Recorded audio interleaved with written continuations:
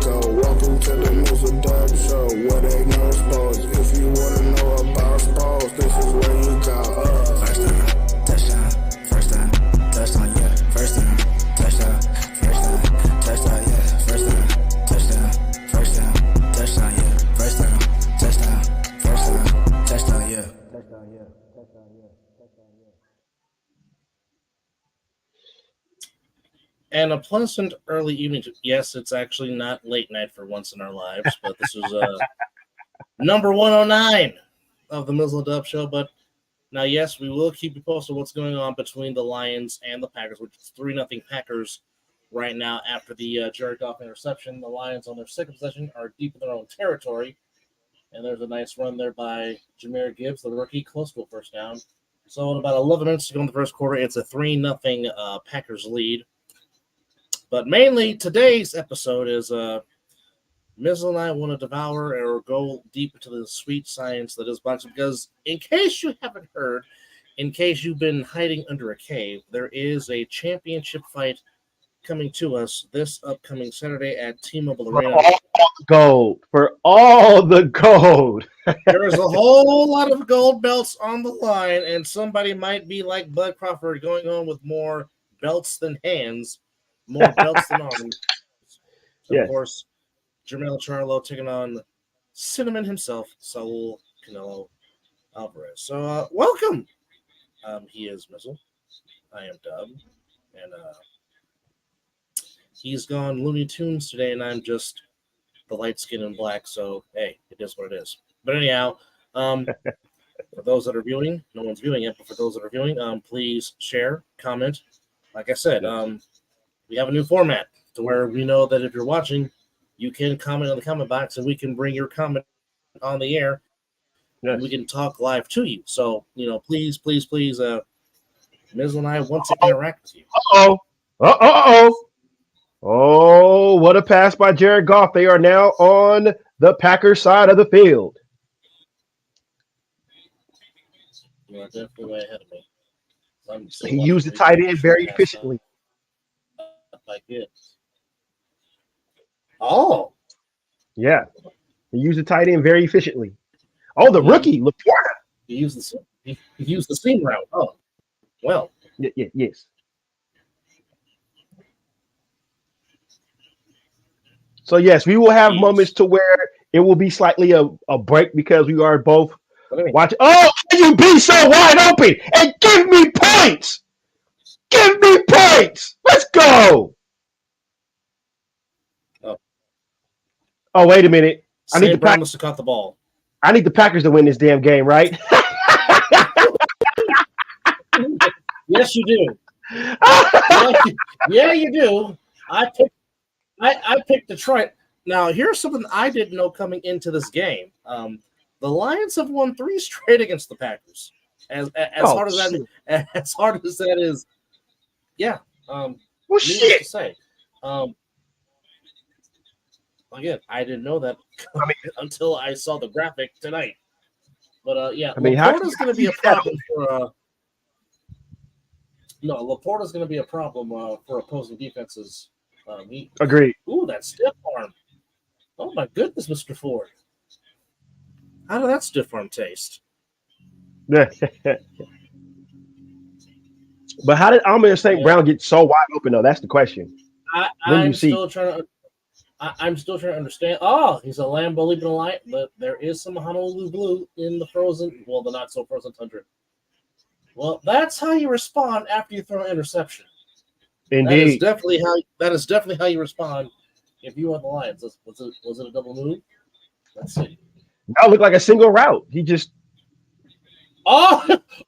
he used 7 as a screen. And Douglas got picked by his own teammate. There it is. Oh yeah. St. Brown bumped into 7 and yeah. Oh wow. Well, hey. Score pain is necessary. I get it. Yeah. So give me points in the process though. Lions were up 7-3 in the process. But yeah, Canelo, Charlo, all the gold coming up this upcoming Saturday at T-Mobile Arena. Yes. I'll be watching. Hopefully, I'll be watching it somewhere. And if Galaxy Movie Theaters is showing it, I might just go there to watch it. Yeah. Well, I mean, when I went to go watch The Expendables 4, I saw the poster up. They're showing the fight. Don't play with my emotions, Galaxy Theaters. Don't do that. But anyhow, how was your day, good sir? It was a lot of nothing. I was off today. I took a very extended long nap for some odd reason. But other than that, just a couple of Uber drives and yeah. Got it. So watch a little bit of One Piece. Thought about watching. I couldn't watch them. I couldn't figure out what movie I wanted to watch, so that's why I decided to continue watch One Piece. I didn't know if I wanted to watch Blue Beetle or the new Teenage Mutant Ninja Turtles. So I was like, I just threw on One Piece, but I'll have something decided by the end of the night of what I want to watch. How was your day? I mean, it actually wasn't too bad. I actually got off work sort of kind of on time. So that's always a good thing for sure. Yes. Of course, excited about this upcoming fight. Then I found out about another fight that's out here in Vegas, and I'm like, you are toying with my emotions. Okay. Are you Navarrete out there? Is that who you're getting? Say that again. Are you getting Navarrete out there for a fight? Well, yes, but more, no. Lucky. No, but you're about. Yes, but you're really about to say damn you, because I just read, if I could find this, because I saw this on a Facebook page. Let me go to it. Let me see here. See if I can find it. Oh, and on this day back in 1979, one of the all-time heavyweight fights took place. One of the hardest hitting heavyweights of all time, Ernie Shavers and Larry Holmes fought. And and in the 7th round, Ernie Shavers but he knocked Larry Holmes on his ass. And those that are boxing historians, like me and Mizzle are, and like our guest will be when he comes on. Ernie Shavers was one of the hardest hitting heavyweights in heavyweight history. He is a very, very strong man and knocked down Larry Holmes, but somehow Larry Holmes beat the count, got back up, yes, and finished Ernie Shavers in the 11th round. Now, Ernie Shavers was a heavyweight contender for a long time, and he took everybody. He took on Frazier, took on Ali, took on Foreman, took on Holmes. Never won the heavyweight title, but he was a very respected heavyweight fighter. And again, even the greatest himself said, Ernie Shavers was one of the hardest hitters I've ever faced in my life. And on this day back in '79, him and Larry Holmes went at it, but it was Larry Holmes who got back up, almost kind of like how Tyson Fury got up from that major right hand the first time he fought Wilder, and Wilder's like, don't know how he did that. Yeah, don't know how he did that. But yeah, that was that fight that took place at Caesar's Palace back in '79. Wow, Caesar's Palace. Well, I mean, for a lot of people that don't know, Caesar's Palace, before all these arenas got built, Caesar's Palace. Oh, well, hello there to my very wonderful friend, Miss Sue. Thank you for checking in. We have a guest? Comment. We have our first comment. Hey. Yeah. Yes. How are you doing? You, Sue. Thank you, Sue, for checking in. Thank you. Okay, so you're about to say damn you right now, because also in Las Vegas on November the 24th, for the interim Super Middleweight Championship on Showtime pay-per-view, Demetrius Andrade is taking on David Benavidez.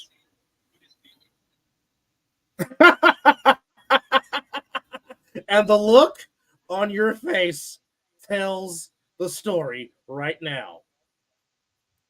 If you're facing, you said November 24th. November 24th in Vegas, David Benavidez, Demetrius Andrade for the interim WBC Super Middleweight title. We are doing well, Suhei. Hope you're doing well too, darling. Thank you for checking in. We appreciate you. Yes, indeed. Yes, indeed. Thank you. And she's also a pot smoker, so she's telling you to smoke it up. Hey, I'll do that for you all day, every day. No worries about that. But yeah, that will happen. Benavidez and Andrade, November 24th. Are you planning on going to that? If God willing. Although I'm kind of torn because I want to go watch, Navarrete fight, but dang it. If you're giving me Andrade versus Benavidez, I'll say this. I'll go watch Benavidez fight for real. Like seriously. I'm looking into it to see if I'm off that weekend. If I'm off that weekend, we need to try to make that happen. Let's see how much the ticket prices is, and maybe if I can get a cheap ass flight, just come out there Saturday. I'll probably try to get out there Saturday and then just leave early Sunday. We'll see. But if I'm out, let's try to make that happen. By the way, the Packers are punting deep in their own territory. It looks like the Lions might have good. Yeah, they went totally backwards on that drive. That is a great punt. And that's a pretty good position by Raymond. So the Lions are up 7-3 early in the first quarter. But yeah, Benavidez and Andrade fighting for. Well, certainly Miss Suhei is saying, yes, do it, go. So she is definitely encouraging you to go to the fight. Oh, well, yeah. Well, I will do my damnedest to try to get out there. But, of course, having two growing teenage boys who eat everything in your damn house, sometimes your money that what you want to do has to go to that. Ain't that the truth? Like you will, like it is here and it is literally gone in 30 minutes with those two. Yeah, you know about your blue Doritos. I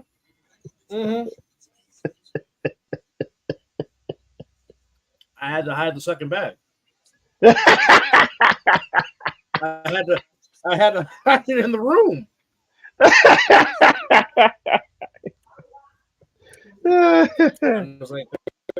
I'm like, there's just some things you have to hide, and that second blue bag, I had to hide. So now, wait, before we continue, now is it crazy that I want to come out there to see a boxing event more than I want to come out there and see my beloved Raiders?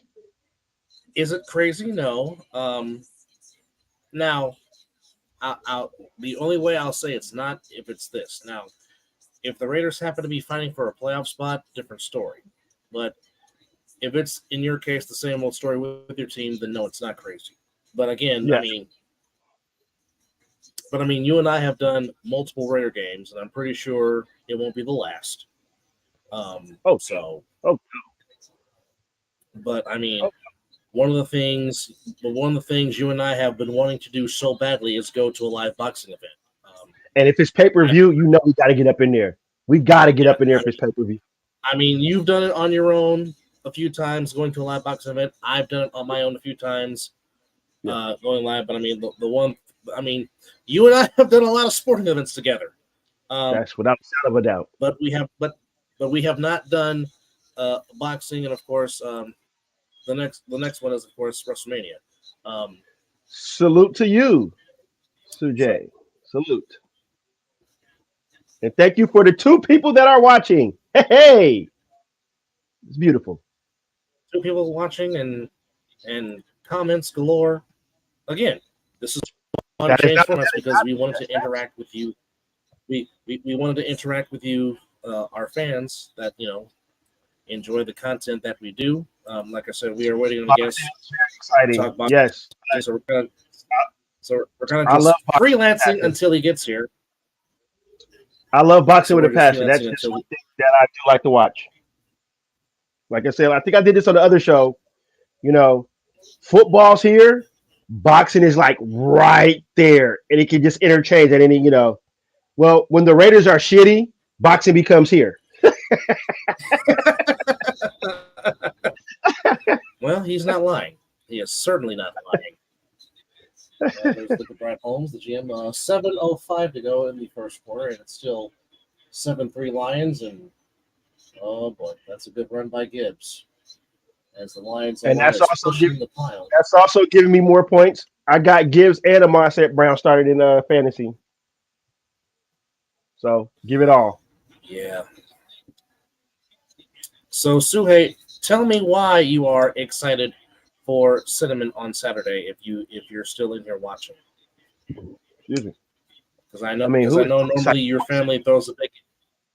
I know, but normally when Canelo fights, her family normally has a big party and they watch it as a big family, or she normally goes to I know the food is probably tremendous. Carne asada everywhere. Yes. I'm just trying to tell someone. Yeah. Well, I know Cinnamon is your guy, but why else are you excited for Saturday?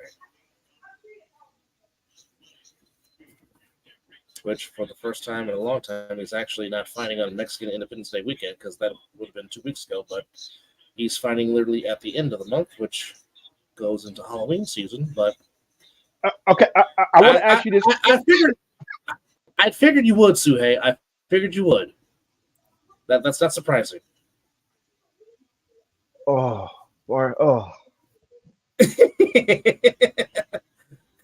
You said the magic words, barbecue. Oh, I know that's going to be tremendous. It's going to taste them. I can already taste it. Oh boy. Oh, so, boy. question: do you? I'm kind of getting into what we're going to get while we get into the show, and I can't wait for our guests to come in because I'll react to this question again. Do you think Canelo can get close to Charlo, given that Charlo is the taller fighter, and I believe Charlo does have the longer reach? Do you think he will be able to get it? I mean, he does have great head movement. Don't get me wrong, but Charlo does have a nice jab. Well, I don't know if this is the first time that Charlo is jumping weight classes per se, because I'm trying to understand what's the catch weight, because obviously Canelo has fluctuated many a time, so Canelo jumping weight classes is not really a big factor for him because, I mean, he keeps himself in great shape anyway. Indeed. So I mean, for those that think that Canelo might lose power or lose anything, I don't doubt that's going to happen. No, unless he's fighting Bivol, because if he fights Bivol, I think just Dimitri will beat him because he's just the bigger. He can't carry that weight. He can't carry that weight. And that's just him at his natural being his natural weight class. I mean, Canelo by all stretch is a super middleweight at his peak, and maybe light heavyweight, but not fighting Dimitri Bivol, which he lost again. I might have picked the wrong team. Our guest is trying to check himself in. Mr. I got Perry. it. Now, there we go. Now, joining us is our special guest and my very, very good friend. And thank you for saying I'm a special guest. I'm not all that special.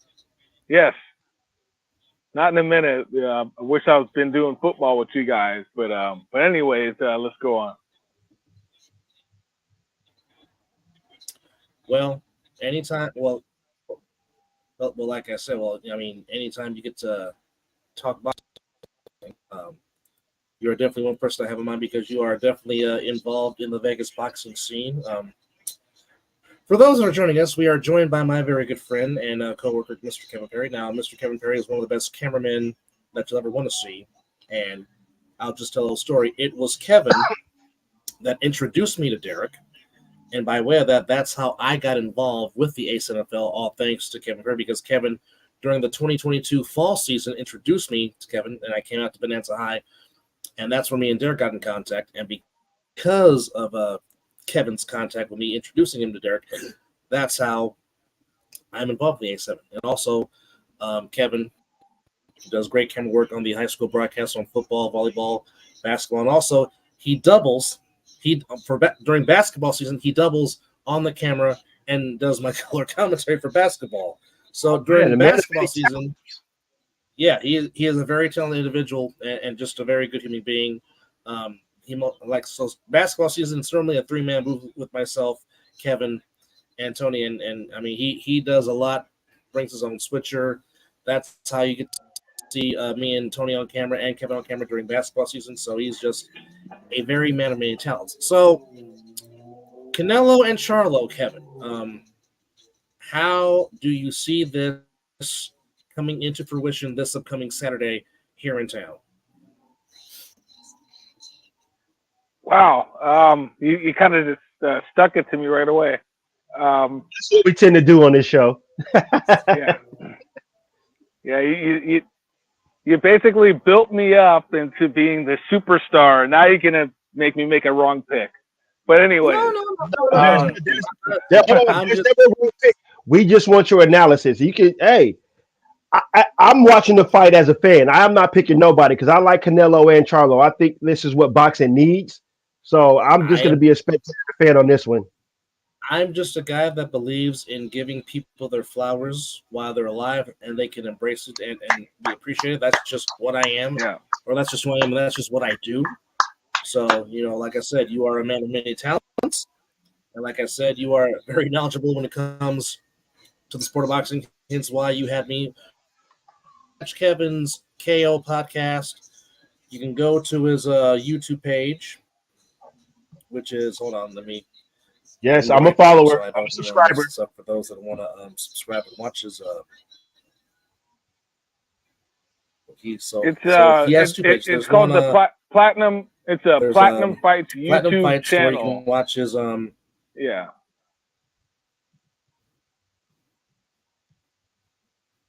Yes. Which he does the KO Nation podcast, which yours truly has had the pleasure of being on twice. We had talked about the Tank Garcia fight, and we also talked about the Benavidez and Caleb Plant also. But I mean, like I said, if you want to have a conversation about boxing, Kevin is definitely one person you can have a conversation about boxing with. Like I said, he's actually had the privilege of meeting former referee Richard Steele. So he has some connections in the boxing scene here in Las Vegas. Yes, nice. I'm telling you. Yeah, I mean, I've been around this business probably for about 15 years. I mean, I've done a lot in this business. I know a lot of people in the business. I mean, I remember I interviewed Deontay Wilder before he was even the champion. I met him in the MGM Grand lobby. Wow. And this was before anybody knew who this guy was, before he won the championship. And it was like an easy interview to do because nobody knew who he was really at the time. So I've been around this business a lot. But one thing about this business that I know is as much as you think you know, just because you know the business doesn't mean you can predict fights. So don't think because you can predict the fight means you're some genius or know the business. So take what I'm going to say right now with a grain of salt. So Canelo, Charlo. As many people know, Canelo, he's, I guess, perceived as being the bigger fighter in the fight because he's always been at 168 pounds for quite some time. He's unified the titles. For me to go in a little bit more in depth is the fighters he hasn't fought at 168 pounds. One in particular, which is David Benavidez. Why has he not fought him? He's the most dangerous fighter at 168 pounds. Now, before we get into that, before you came on, Mizzle and I were just talking about how on the 24th of November, Benavidez is fighting Andrade for the interim super middleweight title here in town on November the 24th. Because is that fight already signed, or what information you have on that?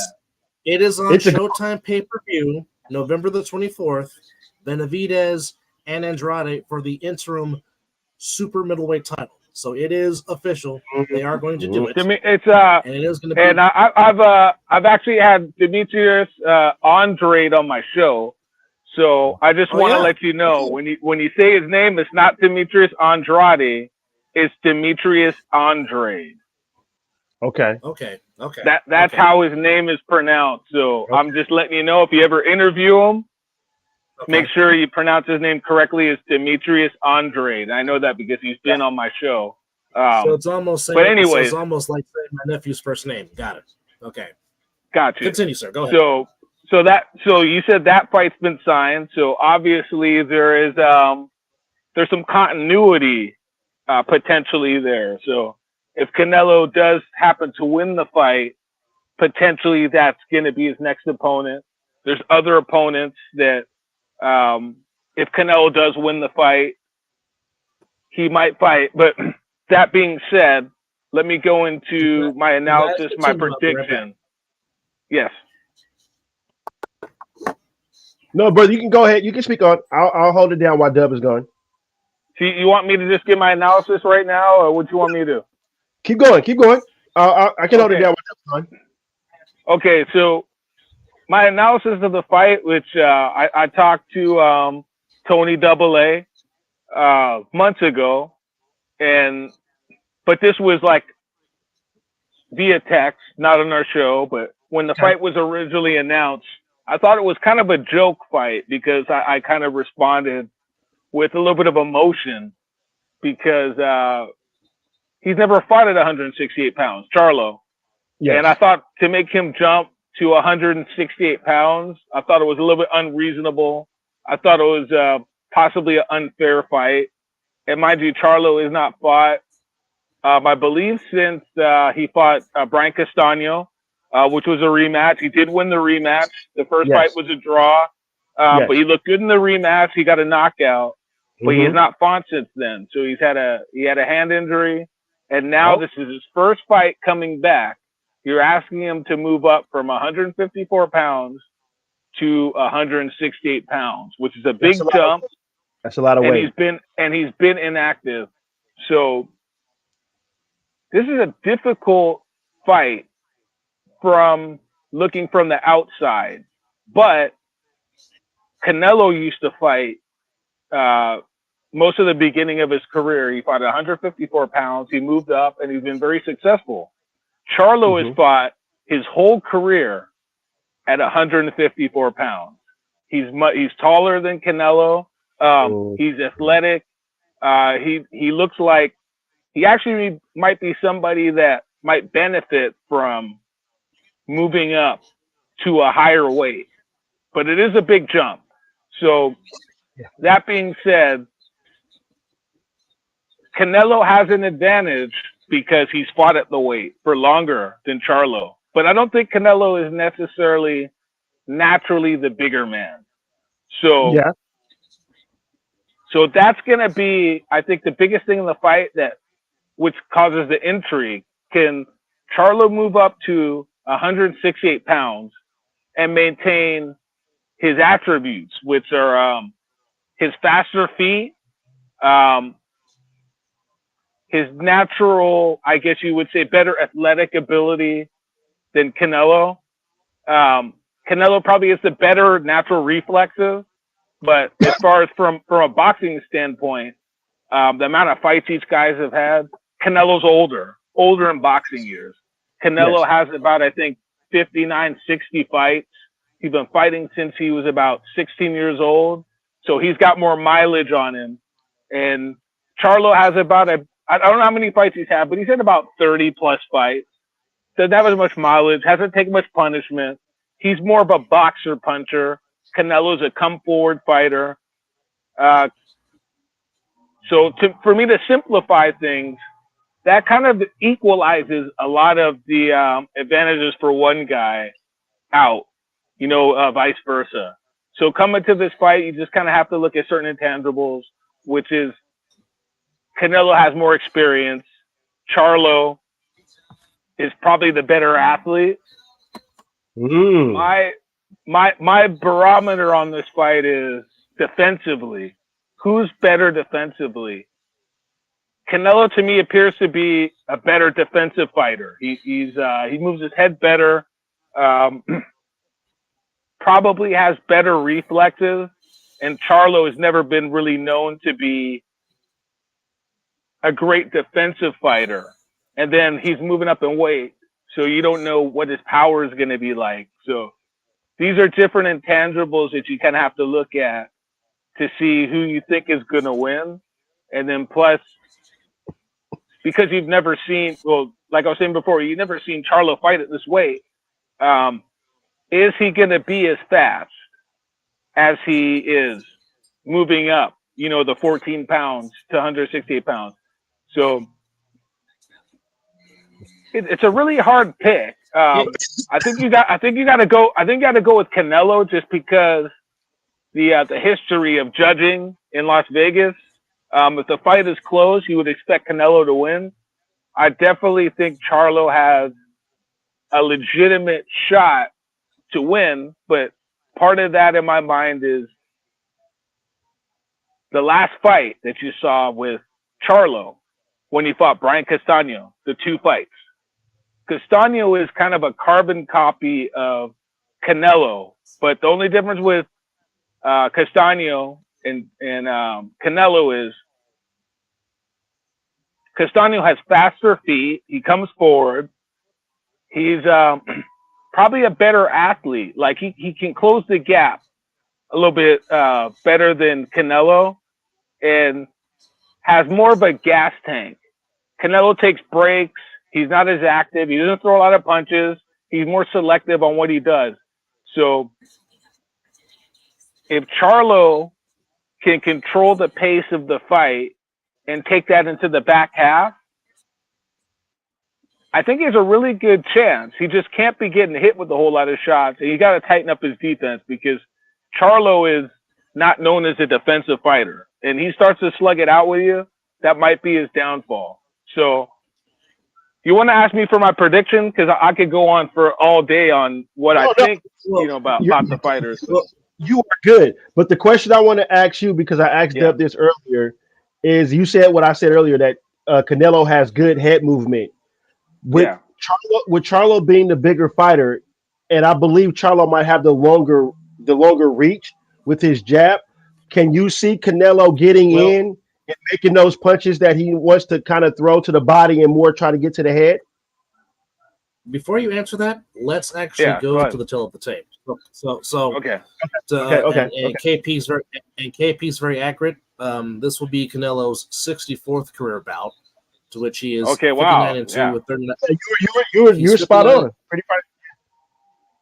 He's 59-2 with 39 KOs, 2 draws. This will be bout number 38 for Charlo. So he's 35-1, 18 KOs, 1 draw.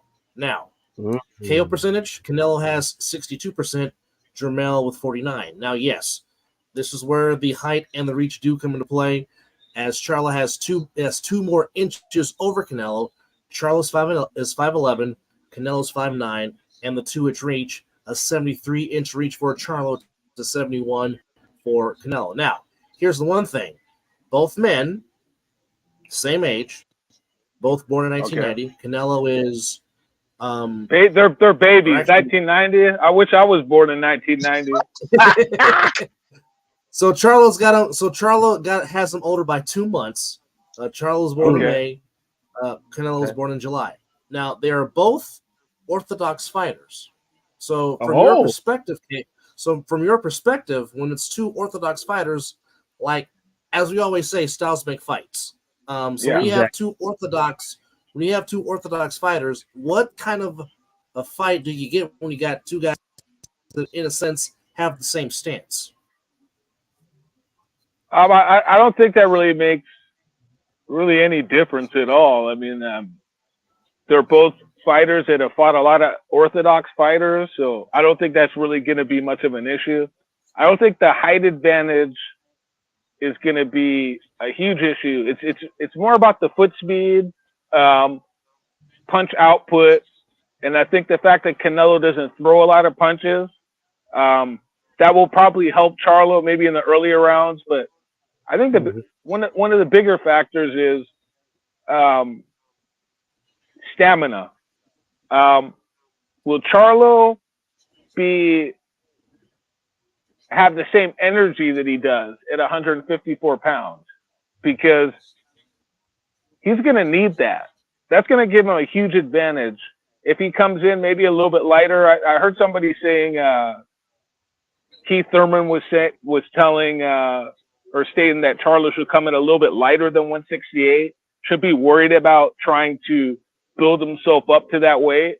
And I think that's a good analogy. You know, if you're going to fight at 168, you don't need to weigh in at 168. You should weigh in at a weight that's comfortable for you. Give yourself an advantage so you can move. So when Canelo's throwing his punches, because Canelo needs you to be flat-footed to land your shots. You saw when he fought Dimitri Bivol. Bivol was a great boxer. He didn't stand right in front of Canelo. He was in and out. He used different angles and stuff. And I think that's what Charlo's going to need to do somewhat. But obviously, you cannot try to fight like somebody else. You got to kind of stick to what works for you, but you make little minor adjustments.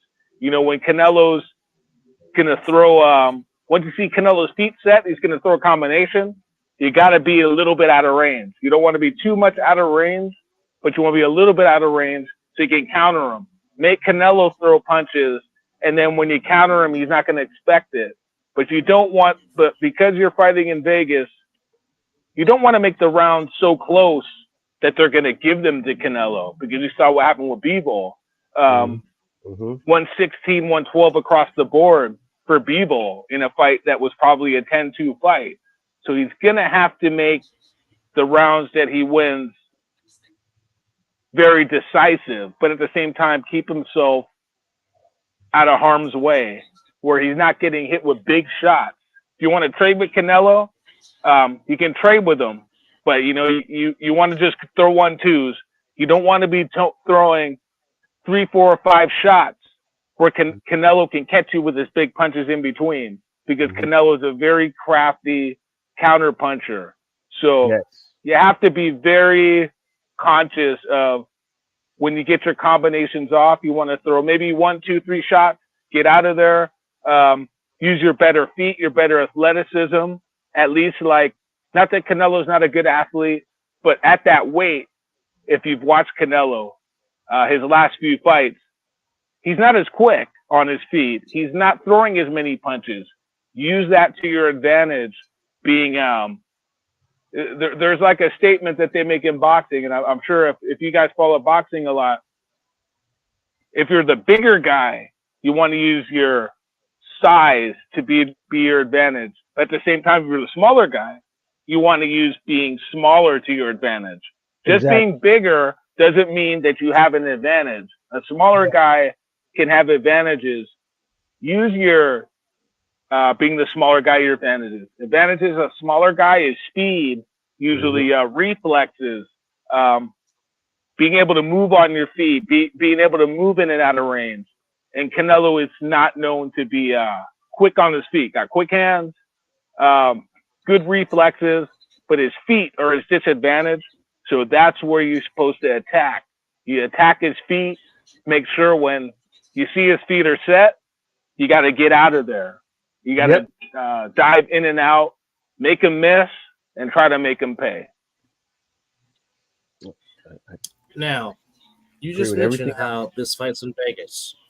Now, here's something that is very, very interesting. For this fight, there is no Nevada judges for this fight. Okay. I think I like that. Say that again. I'm going to say that again. There is no judges from Vegas for this fight. So, well, okay. So that being said, name me who the judges are.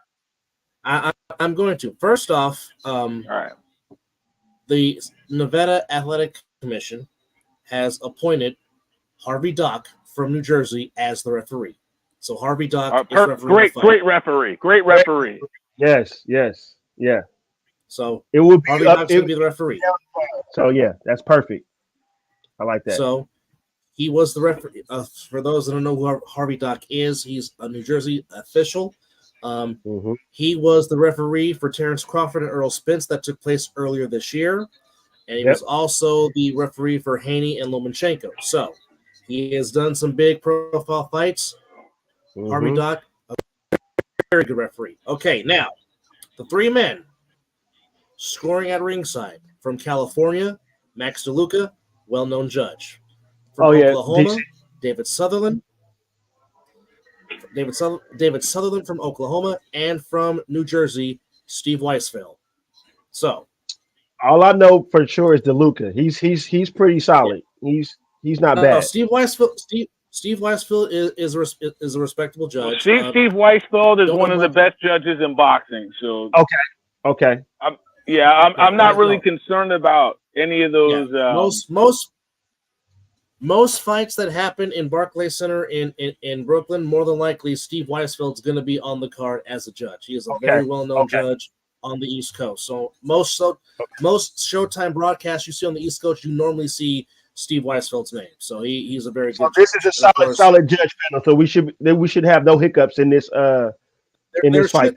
God willing, there should be no controversy. Yes. Okay. So we got a good ref and 3 good judges. So yeah, let's it should be good then. I like it. So but you know what? The judges are great. Did you say the third judge? I'm sorry. Who's the third judge? The third judge is David Sutherland from Oklahoma, and he's a very well-known judge. I don't really. I have nothing against the judges, but the bottom line is, I've been around this business for a long time, so I understand. I understand this business, and I'm sorry. I said I will gladly take the $2,950 that each judge will be receiving for judging this fight. Well, how much are they getting? $2,950 to judge a fight, and then Harvey Dock is receiving. And Harvey Dock will be receiving $4,150 to referee the title bout. So, but it's not about how much. It's not about how much you're getting today. It's about how much you're going to get tomorrow. So true. Go ahead, sir. And I'll let you know something a little bit about myself. I've been to at one time I wanted to become a professional boxing judge. I went to the Association of Boxing Commissions judging seminar for WBO convention. This was quite a while ago. This is maybe like 8-9 years ago. I did the seminar. I've been around professional boxing judges. I know what the training is like, and I've met a lot of boxing judges. So I know the mentality of some of the judges. Some are qualified, some are not. I wasn't comped or anything to be there, but when you have a situation where the promoters are paying the judges, they're not paying them directly, because the way boxing works is the commissions directly pay the judges. So the check comes from the actual commission, from the state. Okay. But the promoter is paying the state, and that's how the flow of the money. So, and then the judges are selected technically by the promoter or the teams. The teams are the ones that are basically, they agree on who the judges are. So there's a lot of conflicts of interest in there. I'm not saying these judges are corrupt or anything, because these are really excellent judges. And judging is not simple. I mean, it's really not. I think I would be an excellent judge if I was to be a judge, but at the same time, I'm not saying that judging is a simple process. But because of these factors that I say that are involved, sometimes subconsciously, if a round is close, you kind of know either who to vote for or subconsciously, you're going to vote for the guy that's the house guy. That's just like how stuff works. Unfortunately, that's the reality of the world that we live in. So if the fight it winds up being close, more than likely you got to see that Canelo is going to win the fight. But if Charlo can kind of fight a fight where he's a little bit more active, he's pushing. So the way I watch boxing is, this is my philosophy on a boxer against a puncher. If you can push a puncher back. So for example, the perception of this fight is Canelo's the puncher and Charlo's the boxer. And if you constantly see Charlo moving backwards, even if he's outboxing Canelo and a round is close, more than likely I see a lot of judges, they tend to give the round to the aggressor in those rounds. So I think if you're Charlo, you kind of don't want to, you don't want your back on the ropes. You want to make sure that you're pushing Canelo back a lot of the times in the round. Even if you're not even doing anything, if you're not hitting him, you want to make him go backwards. And I think if you're a boxer, you can push a puncher, make him go backwards. Even that within itself, I think will sway the judges in a lot of close rounds. And what do you think about that assessment there, guy? No, that's a good assessment. That was very good, because I feel the same way. I feel if a boxer is the more aggressor throwing punches, not even if they're not landing them, but if they seeing that's what they're doing and pushing the boxer back, they'll tend to go with that boxer more than the one that's probably landing. The one that's landing the punches is being more defensive and doing what the. Yeah, I agree with that assessment 100%. That's fair. What do you think, Double A? No, I agree 1,000%. I mean, the way I watch a fight, and a lot of times me and Mizzle are normally watching the fight and normally, talking about who has been the aggressor, who has established the jam. Or me personally, I look for active hands, whose hands have more been active. And if your hands are more active, I tend to side with that. Because, I mean, it's as clear as day. If there's mouses all over his face, if his face is getting red, that's clearly telling you who is winning the fight. Now, of course, the three of us combined, we have seen many fights to where a guy's face is as pink and red as can be, but yet the scores are close, and it's like, what are you watching? Like, what fight are you watching? Because the fight I'm watching, it looks one-sided to me. Mm-hmm. Now, of course, I don't think when you're watching fights, when you're watching fights, for my experience in this sport, and I know it's impossible to ignore what a fighter's face looks like. Obviously, it's going to have an effect on your psyche, but it's like you're watching 12 mini fights. And I learned this from my mentor, Pedro Fernandez. I worked for Ring Talk for many years. And that's kind of what I was taught. And then from other people, that have been in this business a lot longer than me, is it's 12 mini fights. And then when a round is over, you fill in your card. You're supposed to forget about what happened in the last round. When the next round starts, you're supposed to score each round individually. What is occurring? Okay. And so my mindset is, this fight, if you're Charlo, you have to set the impression every round that you're in control of the round. Because when Canelo's moving forward, even if he's not doing a lot, he's going to get the benefit of the doubt. But once you're pushing him back, giving him something to think about, it sets the impression that you're the ring general, you're the effective aggressor. And even if no clean punches are landed, so in boxing, you score on clean punching, you score on effective aggressiveness, and you score on ring generalship. And the fourth criteria is defense, which pretty much it never would score on defense. Yeah. But Those are the 4 parts of the scoring criteria. So you got to make sure you're taking those. You know what I mean? Especially in the rounds where not a lot is happening, you got to make sure you push Canelo back, because if he's coming forward, he's going to win those rounds.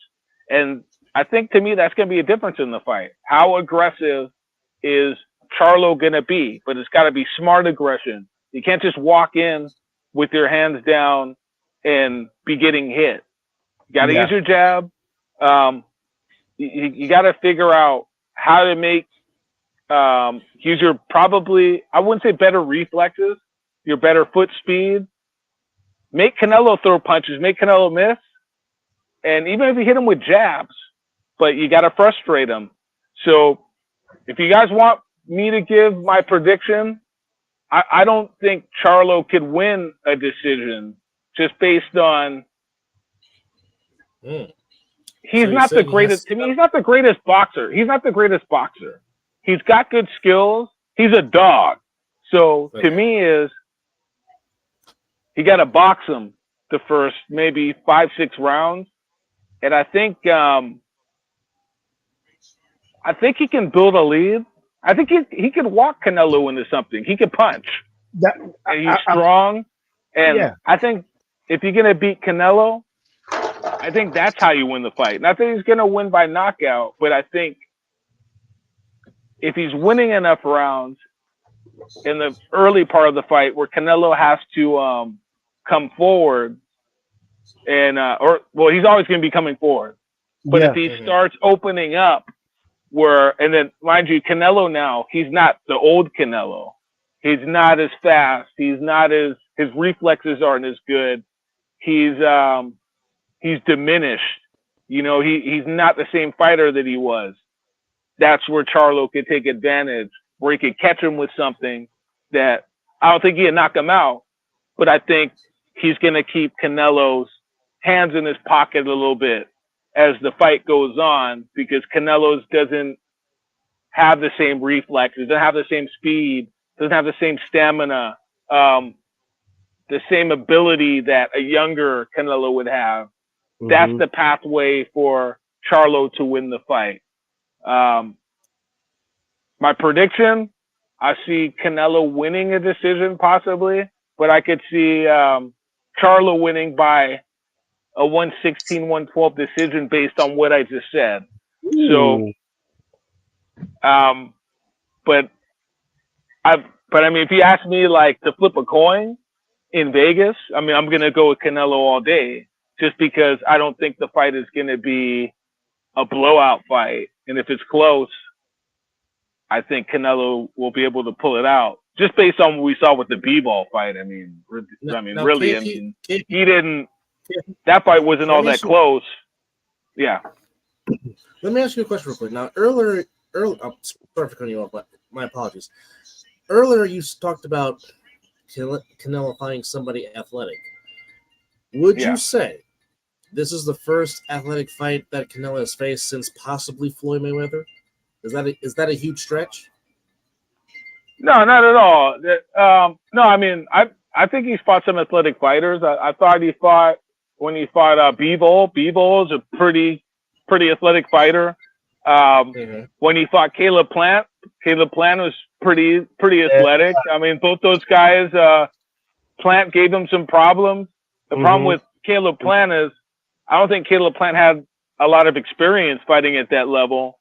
Bivol was just a naturally bigger guy with a style that's a nightmare for anybody. So that was just a bad style matchup. And then plus Bivol is somebody, when he fights, he will never give you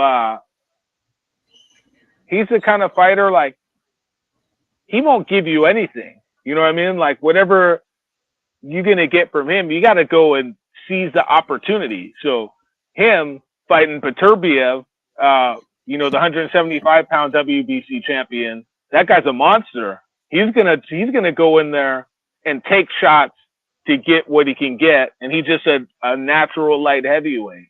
Canelo was a little bit tentative because he felt the power. He wasn't able to get off, and it was just a bad style matchup for him.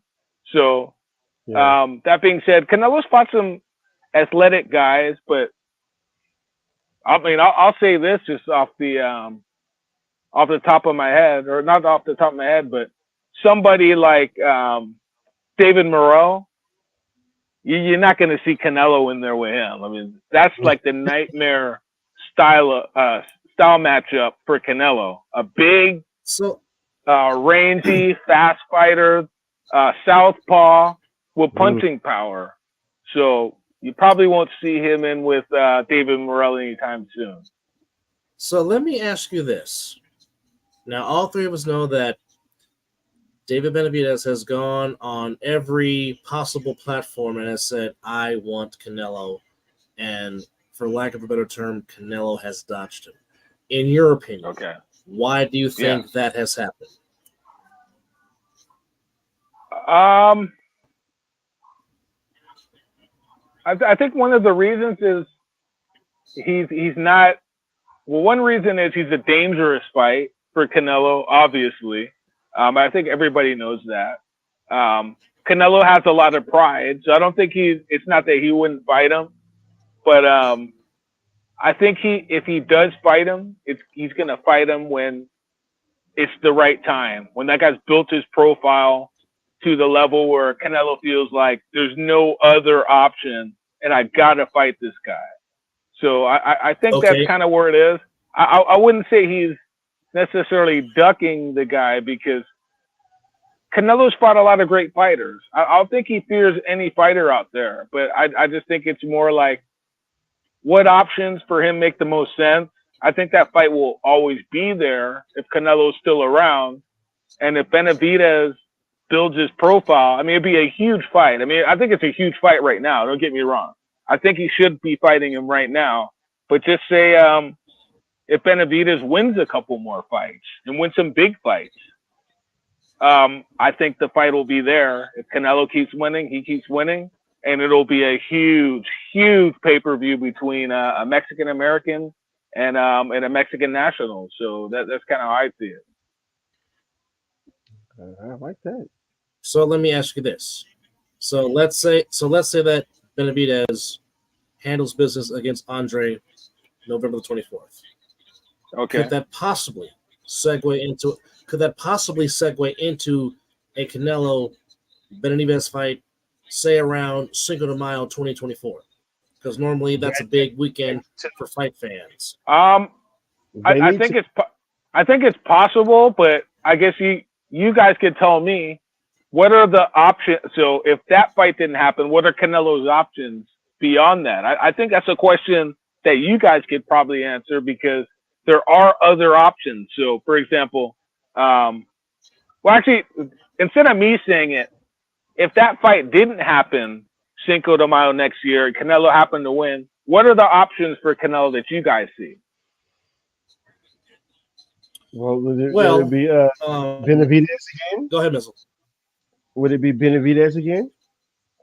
No. I'm saying if Canelo beats Charlo this coming weekend, okay, and then Benavidez beats Andre,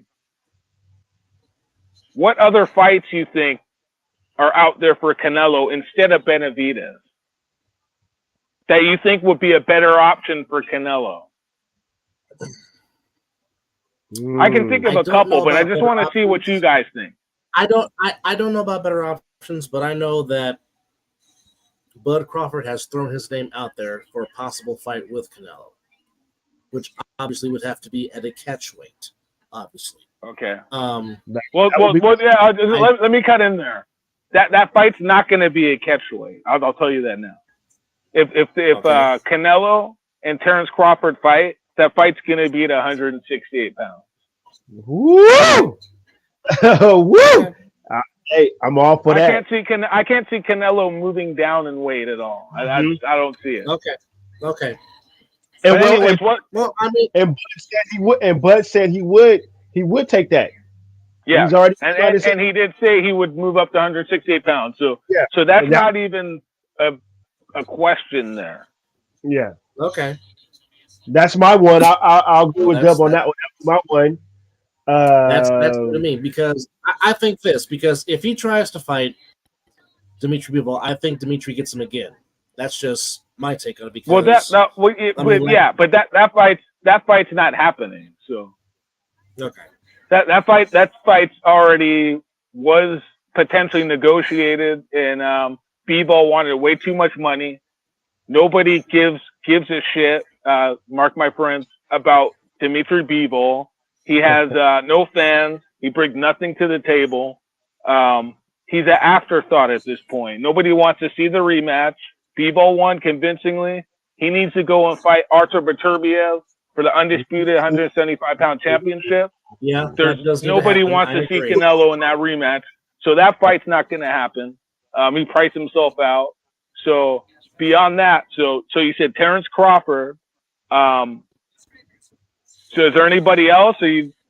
So would that be the only other, I think, option? I think that's maybe the bigger pay-per-view draw that everybody would want to see Terrence Crawford. Well, I mean, of course, that's the biggest, and it's great you said that. That's the biggest fight in boxing. So if Canelo beats Charlo, that's like a probably like a $3 or $4 million pay-per-view fight. Terrence Crawford against Canelo Alvarez at 168 pounds, undisputed, welterweight champion, undefeated, a guy that's knocked out his last, I think, 16 or 17 opponents. I mean, you understand how legendary Terrence Crawford's been at this point. I'm not saying he's going to beat Canelo Alvarez or anything, because I mean, it's a huge hill. It's a hill to climb, but there's so much intrigue there. Just the thought that, can he move up and do that task and beat Canelo? People would be so intrigued by that. I think he can, because I didn't follow Bud. It's Bud Crawford. It's Bud for sure. Well, I've been following that man's career since he was on ESPN, where he wasn't getting the recognition that he deserved.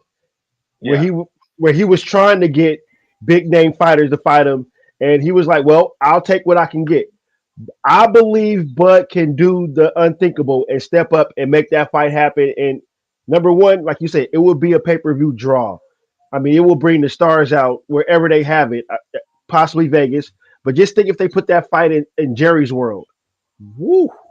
Nah, it ain't gonna happen over there.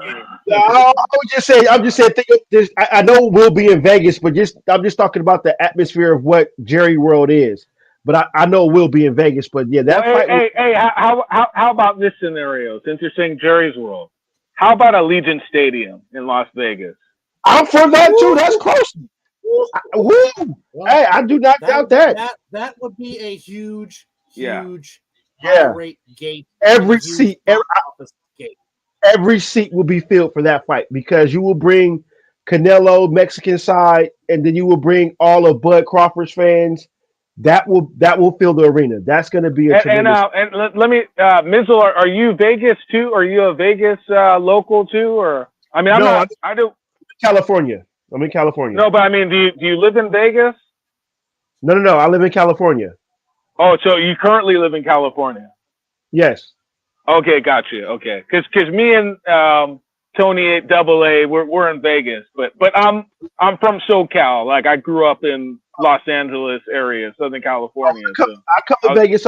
I come to Vegas frequently. I come visit my brother. We do all kind of events out there and stuff like that. Matter of fact, we were talking about trying to see if I'm off that weekend for the November 24th fight and try to get there for that. So yeah, that's awesome. I mean, I think that's either way. So you guys asked me a lot. Can I ask you your guys' prediction, or you already say that before I got on? No, we haven't no prediction. So we were waiting for you to come. We were waiting for you to come on so we can do this. Ask away. Did I give my initial or prediction, or you did? I think I kind of sidestepped it a little bit. But anyway, no, you're fine. Well, you're fine. You kind of gave two predictions, because you said what Charlo had to do to win, but then you also said that if you were a betting man, you would bet on Canelo. So you haven't really given a full-fledged prediction of who. So technically, I'm picking Canelo to win the fight by decision. Ooh. Okay. So you said it's going to distance. It's going to distance. Yeah, I think it's going to go to distance, and I think Canelo's going to get the decision. But I think it's going to be a pretty competitive fight. But I think Charlo has a chance if he fights the fight in the ways that I kind of explained a little bit earlier to pull it out on the scorecards. But he's going to have to be a little bit more aggressive, and he's going to have to hurt Canelo, where you see him hit him with a shot, where Canelo not going to just be walking in with his hands up like he did against that one punching bag he fought. What was that punching bag he fought? Callum Smith. Remember when he fought him? Yeah. So that's my analysis. Okay, I love it, and everything you said was definitely spot on. I can't. If I'm gonna make a prediction, I can't, because I like I said, I like both fighters. Charlo's an excellent a fighter. I think he might use his height, maybe his reach or distance. Canelo's going to be that dog that's just going to be wanting to walk him down and throw punches. But if I was a betting man and was putting money on the fight, I would put money that Canelo wins this fight. I don't think it's going to go to distance. Somebody's going down. I don't see it going. You're predicting a stoppage? I'm predicting a stoppage. I don't see it going 12. I think one fighter, like I said, I'm being a fan. One fighter might stop it. I think if Canelo does it, he'll do it maybe within the 7th and 8th round. I mean, it's an interesting way to look at it. It's just, I would love to see it. I mean, that would make for a hell of a fight. I'll say that much. I guess but it all depends on what type of fight Charlo fights. So you might have a really good prediction, because if Charlo comes out there really just gunslinging, he might get knocked out. But at the same time, if he can take Canelo's shots, that's the game changer. Yeah, that's what makes the fight a little different. And I could also see your prediction of it going a distance, just because of what you're saying, that Charlo's coming up in weight, and so he doesn't know how to kind of fight a fighter in that weight class, and to where they're both trying to figure each other out, because their styles are a little different but the same. So I just think if anybody goes down, it'll be the 8th round, but I can also see it going a distance, with Canelo being the house money, as you said earlier. I guess if you're either guy, especially Charlie, you don't want to be getting hit a whole lot against Canelo. No. So his leaky defense, I guess you could say, for lack of a better term, or his he's not known as a defensive fighter. That worries me a little bit, but he has a good chin. And I remember those fights he had with Brian Castano, and Brian Castano puts on a lot of pressure. He had problems with that, but he's got much faster feet than Canelo does. And I think Canelo is a little bit more slower. And I think he'll be able to deal with Canelo's pressure a little bit. He'll be able to move out of the way. He won't just be standing there getting hit with Canelo's combinations.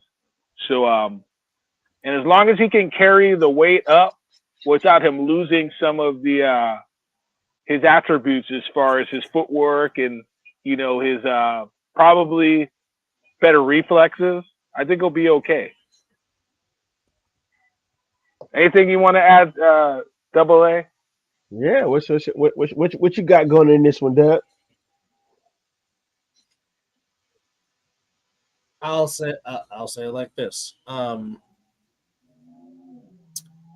hello there. Thank you for coming in and watching the show. We appreciate you. Yes, please leave a comment. Is well, if you have any guests, you should have them ask you some questions. Why not? This is the biggest. Well, we have put it out there, but they haven't responded yet. Like I said to the two viewers that are watching, this is a preview of the Charlo Canelo Alvarez fight that will be taking place this upcoming Saturday in Las Vegas. But with that said, this is the biggest stage that Charlo's been on. Canelo has been on the biggest stages that you can possibly be on in the world of boxing. And Mr. Cleophas Jones has joined us in the building, as always, one of our biggest supporters. Welcome, sir. I just think well, obviously we know who Candy is rooting for. She is definitely picking Canelo. I can just tell that by her comment. So I definitely know who's winning that one for who she is picking. But for me, will the moment be too much for Jermell Charlo? That's the one question that I have in my mind. Will the moment be too big for him? We have seen many times that the moment is not big for Canelo. He feels almost when he fought Mayweather. When he fought Mayweather, he wasn't ready. So are they saying will the moment be too big for who? Charlo. He said at the moment if the moment gets too low, can he handle it? Will the moment be too big for him? Will he be overwhelmed by the moment? Because like I don't think so. I mean, that guy's been fighting since he was like 8 years old, from what I believe. I don't think that's going to be the issue. I think the biggest issue is when he gets hit. Yeah. If he's gonna go into a shell.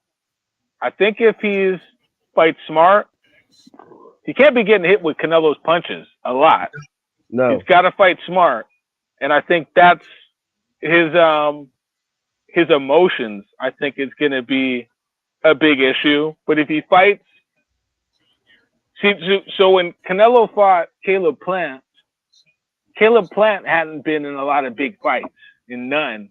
Correct. And I remember there was a part in the fight where Caleb Plant was doing pretty good. And then he said something to Canelo. I'm sure you guys probably remember. In the middle of the ring, he's like, I'm doing good. I know exactly what you're talking about. They were having a full-fledged conversation in the middle of the ring. I remember it vividly. Yes. I know exactly what you're talking about. That I didn't like. That showed where he was feeling himself, where he was like, "Oh, I'm still here." You know what I mean? You can't have that mentality. And I don't think Charlo's been in some tough fights already in his career. And I think he hasn't been in the same big fights as Canelo, but I think he's been in enough big fights.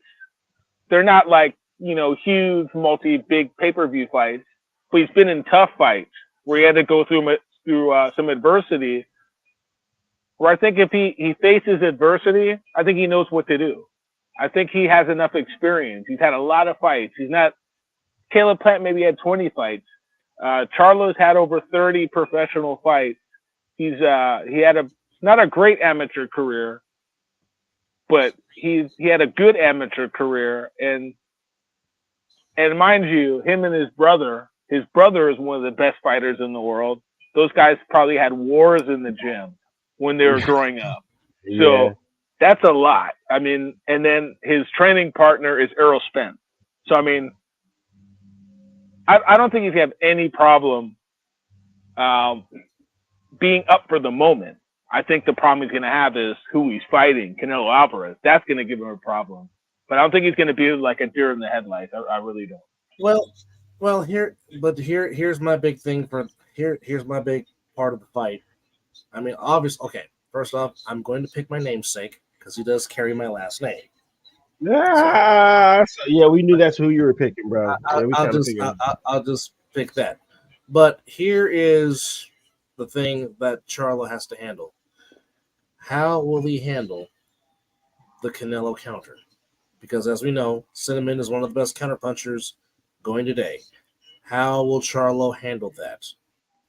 And it's almost like what you said earlier, KP, is once he gets hit, is he going to ball up or is he going to throw back? Well, Candy, to answer your question, one prediction, it's going to the full 12. One prediction said it's going to be a stoppage. I'm going to say it's going to go the 12 rounds, and just because boxing is boxing, I'm going to say Canelo wins by a split decision because boxing is boxing. Okay. So I'm going to say Canelo by a split. So you're just saying that because he's like your third cousin or what? No, because I just think Canelo, I mean, they're both good fighters, but I think at this particular stage, I think Canelo's the better fighter. And plus, again, it's Charlo going up in weight to fight him. So, With that said, I think the slight edge goes to Canelo because, again, the one question is, will Charlo's power leave him because he's going up in weight? I don't think it will, but that's one question you have to ask as he's moving up. We know Canelo's power is not going anywhere. It's not. Even if they do. Well, I'm going to add. I'm just going to cut you off real quick too. In boxing, or at least like from what I kind of know with boxing, is punching power. Part of it is, like you got heavy hands. But I mean, if you've seen fights over the years, a lot of the punching power is the speed. The punches you don't see, those have probably more effect than the guy who's like bigger, who's stronger. When you don't see the punches coming, and you've seen Charlo. Charlo is probably not like really the biggest puncher, but he has a lot of late round knockouts, and he hurts guys with shots that they don't see. He does. Yes, he does. And the Charlos, like when they commit on their punches and they land clean, and because Canelo, his defense is not as good as he used to be. I remember years ago I used to watch Canelo, and he was one of the most beautiful like defensive fighters for a come forward guy, like kind of like a Roberto Duran, where you see a fighter come forward and they can move and they could slip punches and get their punches off. And I didn't see the John Ryder fight with Canelo, but I was hearing like he was getting hit a lot more than you would normally see him getting hit. And then I saw him against Dimitri Bivol, and I saw him getting hit with a lot of shots that normally you wouldn't see him getting hit with. And is that a matter of because he's moved up in weight, so his reflexes are not as good? Or is that just because he's getting older, or is that a combination of both? And that could be a factor in this fighting a guy that's a naturally smaller guy that's got more speed and better reflexes. That is a very good analogy, which is one of the reasons why we wanted you to be on the show, because, again, like I said, you have a lot of insight. Like I said, you've been in the sport for a very long time, and we are always wanting to learn more about the interns of boxing on the show because, like I said, Mizzle and I are big boxing fans, but I mean, kind of seeing how your eyes see it, which is a perfect way to view it. And what you're saying is absolutely correct because, I mean, once you get up there in age, and like I said, this is going to be Canelo's 64th fight. Putting in work. Charlo's 68. So, I mean, there's a lot of things that are just, that could play a factor. Now, here's to preview the whole card, the undercard. The fight. We have Erickson Lubin versus Jesus Ramos, Elijah Garcia versus Armando Rendiz, and the co-main event is Yordanis Ugas against Mario Barrios. And of course, the main event is. I put my face back in for a second.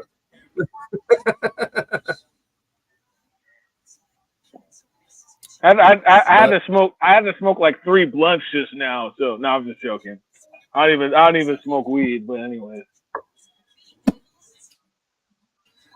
No, but that is your undercard. So again, No, Doc will be the referee as appointed by undercard. the Nevada Athletic Commission. Did you guys want to talk about the undercard, or can I throw because you guys do?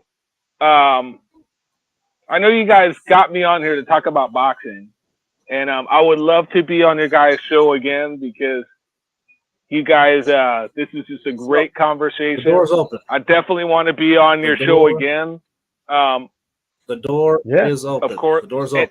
The door's open. Anytime. Do you want to talk more about boxing, or there's something I kind of just want to throw at you guys real quick because I got a little bit of time.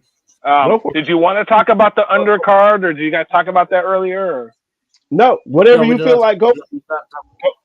Whatever you're feeling, we will. All right, we can talk about this question I'm going to ask you, and then if I have a little bit more time, we can talk about the undercard. But I'll say one thing. Either way, before I go, the undercard, it's excellent. I mean, it's a great undercard, and I'm really looking forward to these undercard fights. I'm not even going to say what I think about them, but because I want to be on your show again, I want you guys to know that if you ask me on to be again, we can talk about other sports. And this is one thing I want to throw to you guys right now. What do you think about this NBA trade I just heard about today? Damian Lillard, he's going to the Milwaukee Bucks. What do you guys think about that? As Orange Cassidy makes his appearance. This is not Orange Cassidy. This is a Sixer fan throwing a fit that got not the God. Goddamn, Damian Lillard is going to the Milwaukee Bucks, and now he's in my conference. Not alone that I have to deal with it with my Warriors. With the Warriors are okay. But now he's with Giannis, Middleton. That man is about to see a playoff difference from what he saw in Portland. Because now, the super team thing. I mean, how successful has that been? But that's not what he wanted. I mean, well, I guess I could say, well, that's kind of falsified because he wanted to go to Miami. But Miami's not really. If he went to Miami, that's not being a super team. Because if you want to be honest, it would be just him and Jimmy Butler. Bam is a good player. No, I'm saying he's now perceived to be on a super team now. That's like a super team. By his choice, though. Yeah. He's settled for more. No, I'm not knocking what he's doing. I'm just saying that's perceived now is the potential. Well, that team is now the favorite to win the NBA championship. Exactly. What do you guys think about that? Is that good for the NBA, or is that kind of like? Well, here's my point. Here's my philosophy. Okay, until you beat the Denver Nuggets, they're the team to beat. They hold the crown. They hold possession, the Larry O'Brien Trophy. So until you beat them either in the finals or either in the playoff series, I mean, yes, we know what we'll know what the sports books will say.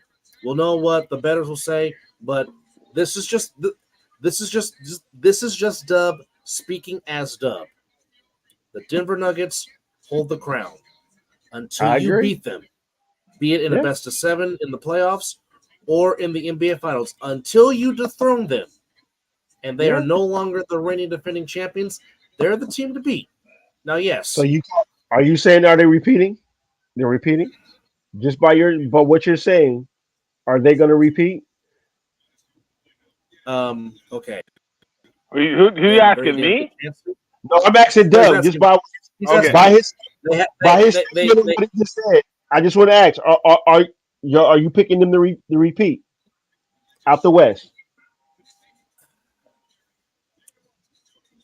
If he had to think about it, he's saying no. Yeah, exactly. No. Of course. Okay. Like how Mizzle feels every year. Like how Mizzle feels every year about his beloved Raiders about going to the Super Bowl. That's how I feel about my Warriors going to the finals every year. Because as long as Wardell Stephen Curry II is playing, the Warriors will always have a shot. Now, with that said, if the Warriors don't get to the finals, the Denver Nuggets would be my pick to get back. So, with that said, of course, I have the Warriors going first because I'm a Warriors fan. Of course, I'm going to be a homer. It's but always my it's second always pick a to get there. Sixers finals in my mind. It's and I'll just be confused. But in reality, do I think Denver can get there? Yes, because Denver really has not lost much of anything. Because again, yes, that damn team that wears purple and gold, yes, they have improved their roster a whole lot. But I'm gonna say this. Of course, everyone talks about Phoenix Suns look pretty good too, right? They do, and they finally got rid of the one player they wanted to get rid of. They got rid of DeAndre Ayton. He got traded to Portland, that was a mistake to me. No, I'm gonna say this. Actually, the way Nurkic plays, it fits Phoenix's style better. Oh, because that's who they got in the trade. Gotcha. Nurkic's style fits better with Phoenix as opposed to DeAndre Ayton's style with Phoenix. That's also I don't disagree with that either. But the only problem with Nurkic is like Anthony Davis. He can't stay healthy. That's been his one problem for Nurkic is staying healthy. When he's in there, he's a walking double-double, and he can also pass. He's one of the big men that can pass, like Giannis, like AD, like Bam. I forgot the other big that could pass. Sabonis in Sacramento. So, there's a lot. And Embiid, of course, a very good passer. Can't forget about him. But it all is going to challenge this. Going back to Lakers. Okay, since Anthony Davis has gotten there, the most games he's played in a season was 62, which just happened to be when they took 3 months off. Go figure. But after that, 36 games in 2020, 2021, 40 games in 2021, 2022, and then played 56 this past season. Okay, now, with that said, I'm giving that damn team credit because, yes, they improved the roster by getting Gabe Vincent and getting some other guys to try and help take the pressure off the bench and try to take pressure on not LeBron play 40-plus minutes. The same thing with AD. Now, me and Mizzle say AD is tougher than Sherman because he's one tear away from going back on the show because he's just that sensitive. However, I don't know. Why are they even in the conversation? Because they're not in my conversation. They're in everybody else's conversation because because of the name, because of the brand. Now, if you want to ask me who is top tier in the Western Conference, I think it's the Nuggets, Phoenix, Warriors, and that team in Sacramento that's up and coming called the Kings. The Kings proved last year. Oh yeah, they're pretty awesome. I gotta say, the Kings are not a fluke. And the minute Mike Brown got hired, me and Mizzle both said on this show, the Kings are going to be vastly improved. We did not expect them to be vastly improved in year one under Mike Brown, which I know division titles don't mean nothing in basketball, but they won the Pacific Division.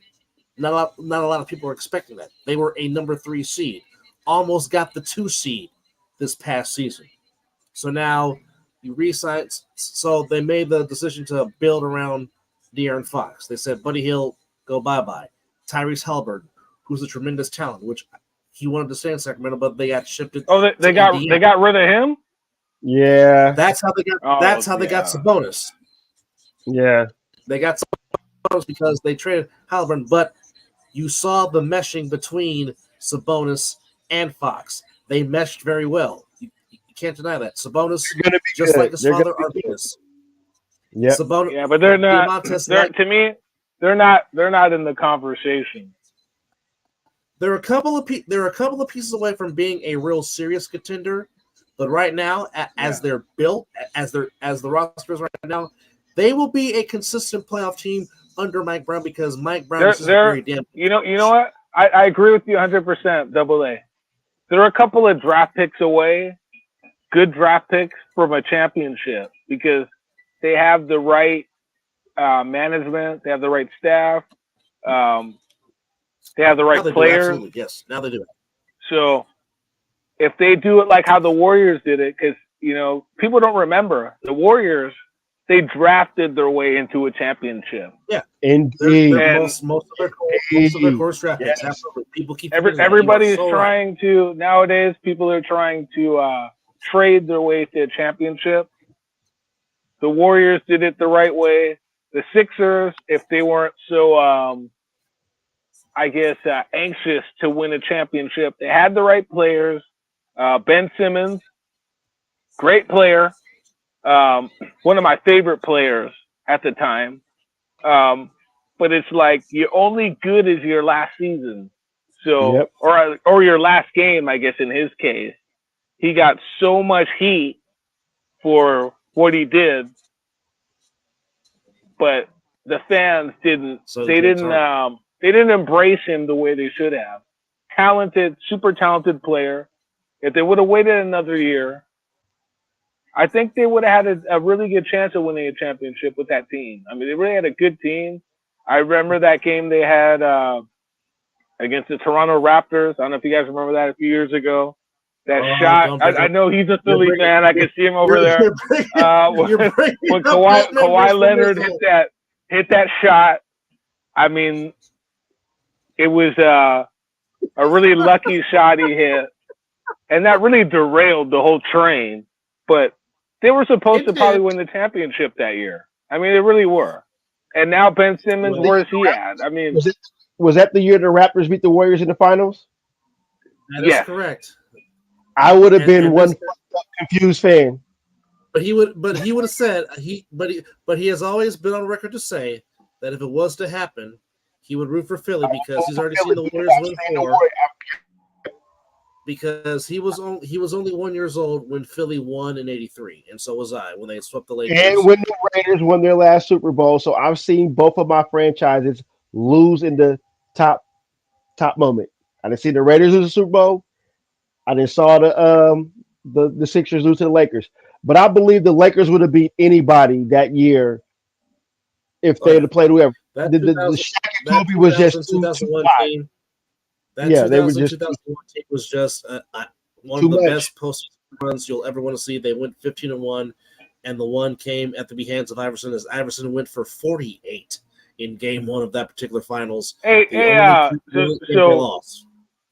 to hijack your show because you guys are the hosts, but I got to go in a couple minutes. Here's the thing. No, here's the thing. When we have guests on the show, the floor is yours. Like I said, we're just being gracious hosts and opening our door because, like I said, the platform is for our guests and for our fans, and it's just for entertainment. Like I said, me and Mizzle, we do the show, but when we have guests, the guests are the stars. So go ahead, sir. Yes, sir. So I'll start with Mizzle and then Double A. Favorites to win the 2024 NBA championship. You talk about putting on the spot. Well, coming out the Eastern Conference, I do not trust the Boston Celtics because they have proven in and out that they have all the talent in the world, but all the talent in the world does not equal W's when it counts the most. So I don't trust them. Well, now you got to throw Milwaukee has to be the top favorite just by getting Dame Lillard. And if Dame Lillard can stay healthy and him and Giannis go together, mix with Middleton, you got to kind of pick them as a favorite because you don't see anybody else. Who else is strong in the East? Milwaukee is right now. Yeah, I don't trust my Philadelphia 76ers because with the James Harden situation, and I don't trust the GM. Never wanted Morley, never wanted Harden. So now we're in a flux. If they didn't have that flux, I will pick them. So coming out the Eastern Conference, if you're throwing me on the spot right now to get to the finals, it's going to come down to Boston and Milwaukee, but I don't trust Boston. I trust them to get there. I just don't trust them to get to the next step. Western Conference, like Dub said, even though I poked fun at him just to pick that, until you beat the champs, they are the champs. Dallas has improved a little bit. The team down there in Southern California, I can't stand them. They improved vastly, and they can improve on what they did last year. It wasn't a fluke what they did. Denver was just ready, hungry. The Lakers the Lakers damn near could have got to the finals last year, but the Nuggets were just too hungry. So Jamal with their Murray vast, as a Joker was not going to be denied. Well, you know what? I was going to cut you off real quick. Go for it. Before we get to Double A, the Nuggets. I think the reason why they won, their style, unselfishness. Yep. They have a team. They have a team where, I mean, you know who their star is, but nobody is selfish on that team. 1 minute it could be the Joker. It could be Jamal Murray. That whole roster is built to anybody can go off at any given moment. And they're not, it's almost like how Steph Curry is. When Kevin Durant came there, it was like, you know what, bro, this is my team, but if you got that open shot, get us there. And well, you the thing about the Joker that I love the best is you can watch him for a game, and it's like when he's scoring, you're not even like, it doesn't even register to you. Like, he can score 40, 50 points. It's quiet. You don't even notice it because it's like, it's so effortless. It's like everything he does is like out of a book. What did I say? What I always say, every time that man walk in your building, what is he walking into? With a damn triple-double. He is a walking problem. That dude is a problem. And guess what? That can be Joel Embiid to a degree as well. Joel Embiid can be a big problem. But number one, he can't stay healthy. And two, he can't get the supporting cast like the Joker get. I mean, Tyrese Maxey is a blessing. And now I swear on everything I love, if they trade Tyrese Maxey to try to get something that will try to go with Embiid, I will be in Philadelphia, and me and Merle gonna have a one-on-one conversation. I'm just trying to tell you, don't get rid of Maxey is a pretty good player, but does he play defense? Well, is a lot of defense being played in the NBA right now? How many? You're right. You're 100% right. Yeah. Is there a lot of defense being played? Yeah. No, not at all. But 100%. That is a fantastic point. That's the only negative thing I have to say about him. But I guess you don't really. If you got great offense, you don't need to play a whole lot of defense. You're right. But here's what's so crazy about Jokic. He's not looking to be a scorer. He just wants to pass, get assists, and get rebounds. Scoring is the last thing on his mind. It's so like when you see Jamal Murray, buckets, he's like, I will feed it to 27. Yeah. But when you like KP said, when you hear him at like 40, 50 points, you're like, where the hell did that come from? Because you know what he's already doing. He's rebounding, scoring, and doing everything that he needs to do to help his teammates. But when you hear his stat line like he had 34 points, like, where did he get those 34 points? It comes out of nowhere. Well, Anthony Davis saw a few times in his face where those 50 and 40 plus games came from at the buzzer at the end of a quarter. I'm just saying. Well, I mean, just put your hands up, play defense, and you still can't guard the man. Well, I'm just gonna say for my Western Conference, the book is still open on that one. I can't commit to any team right now to that. But as of anything I can say right now, Milwaukee seems like just adding Dame just put them right then and there. Western Conference is always the toughest division to always try to figure out who's coming out of there because you never know. The Clippers can get their ish together if Kawhi Leonard decides he wants to play basketball and Paul George stays healthy. You know, I just saying that. And then you never know with Phoenix. They KD can have a good healthy season and he can beat KD of old and just go off. We didn't even talk about the Suns, but I mean, there's so much to talk about. I definitely want to be on your guys' show again soon. I got to bounce. Doors open. But, doors open. Doors always open, man. I love what you guys are doing. I wish Double A's been on my boxing show a couple of times. I haven't done a show in months. I mean, I've been so busy. I'd love to, if I ever do another boxing show soon, love to have you on, Mizzle. Obviously, Double A. But I'm so grateful for you guys having me on because, I mean, I talk sports for free. I mean, I don't care. You know, it's exactly. I just want the best for you guys. I hope you guys build your platform because I see a lot of junk. I see a lot of junk out there. You know, a lot of controversy, people saying dumb stuff, and I wish you guys all the best. I want you guys to be so successful doing YouTube, and because you guys know what you're talking about. A lot of people don't. So we pride ourselves on We pride ourselves on trying to be factual on this show, and you, sir, are a blessing. I appreciate you and love you like you don't know, sir. I appreciate the hell out of you, and we appreciate you coming on and talking about Canelo and Charlo and a little bit of NBA. So, like I said, for me and Mizzle, the door is always open. Always. Or I got to check on my dogs, and I got a couple of cats, and I got to check in with the lady, my wife. So yeah, but I appreciate it so much. You know, it's just been a lot of fun, and no worries. It's like I could talk to you guys for like 24 hours and talk sports. Man. You know? Well, that's pretty much me and Mizzle on a daily. Pretty much. When we had JP and Country K on, that almost went 6 hours. So understand that we do know that we can sit here and talk sports all day. So no worry. We just appreciate you bringing your knowledge and dropping some knowledge on us and your prediction for the fight. And you are most definitely welcome. The door, like Dub said, it's always open.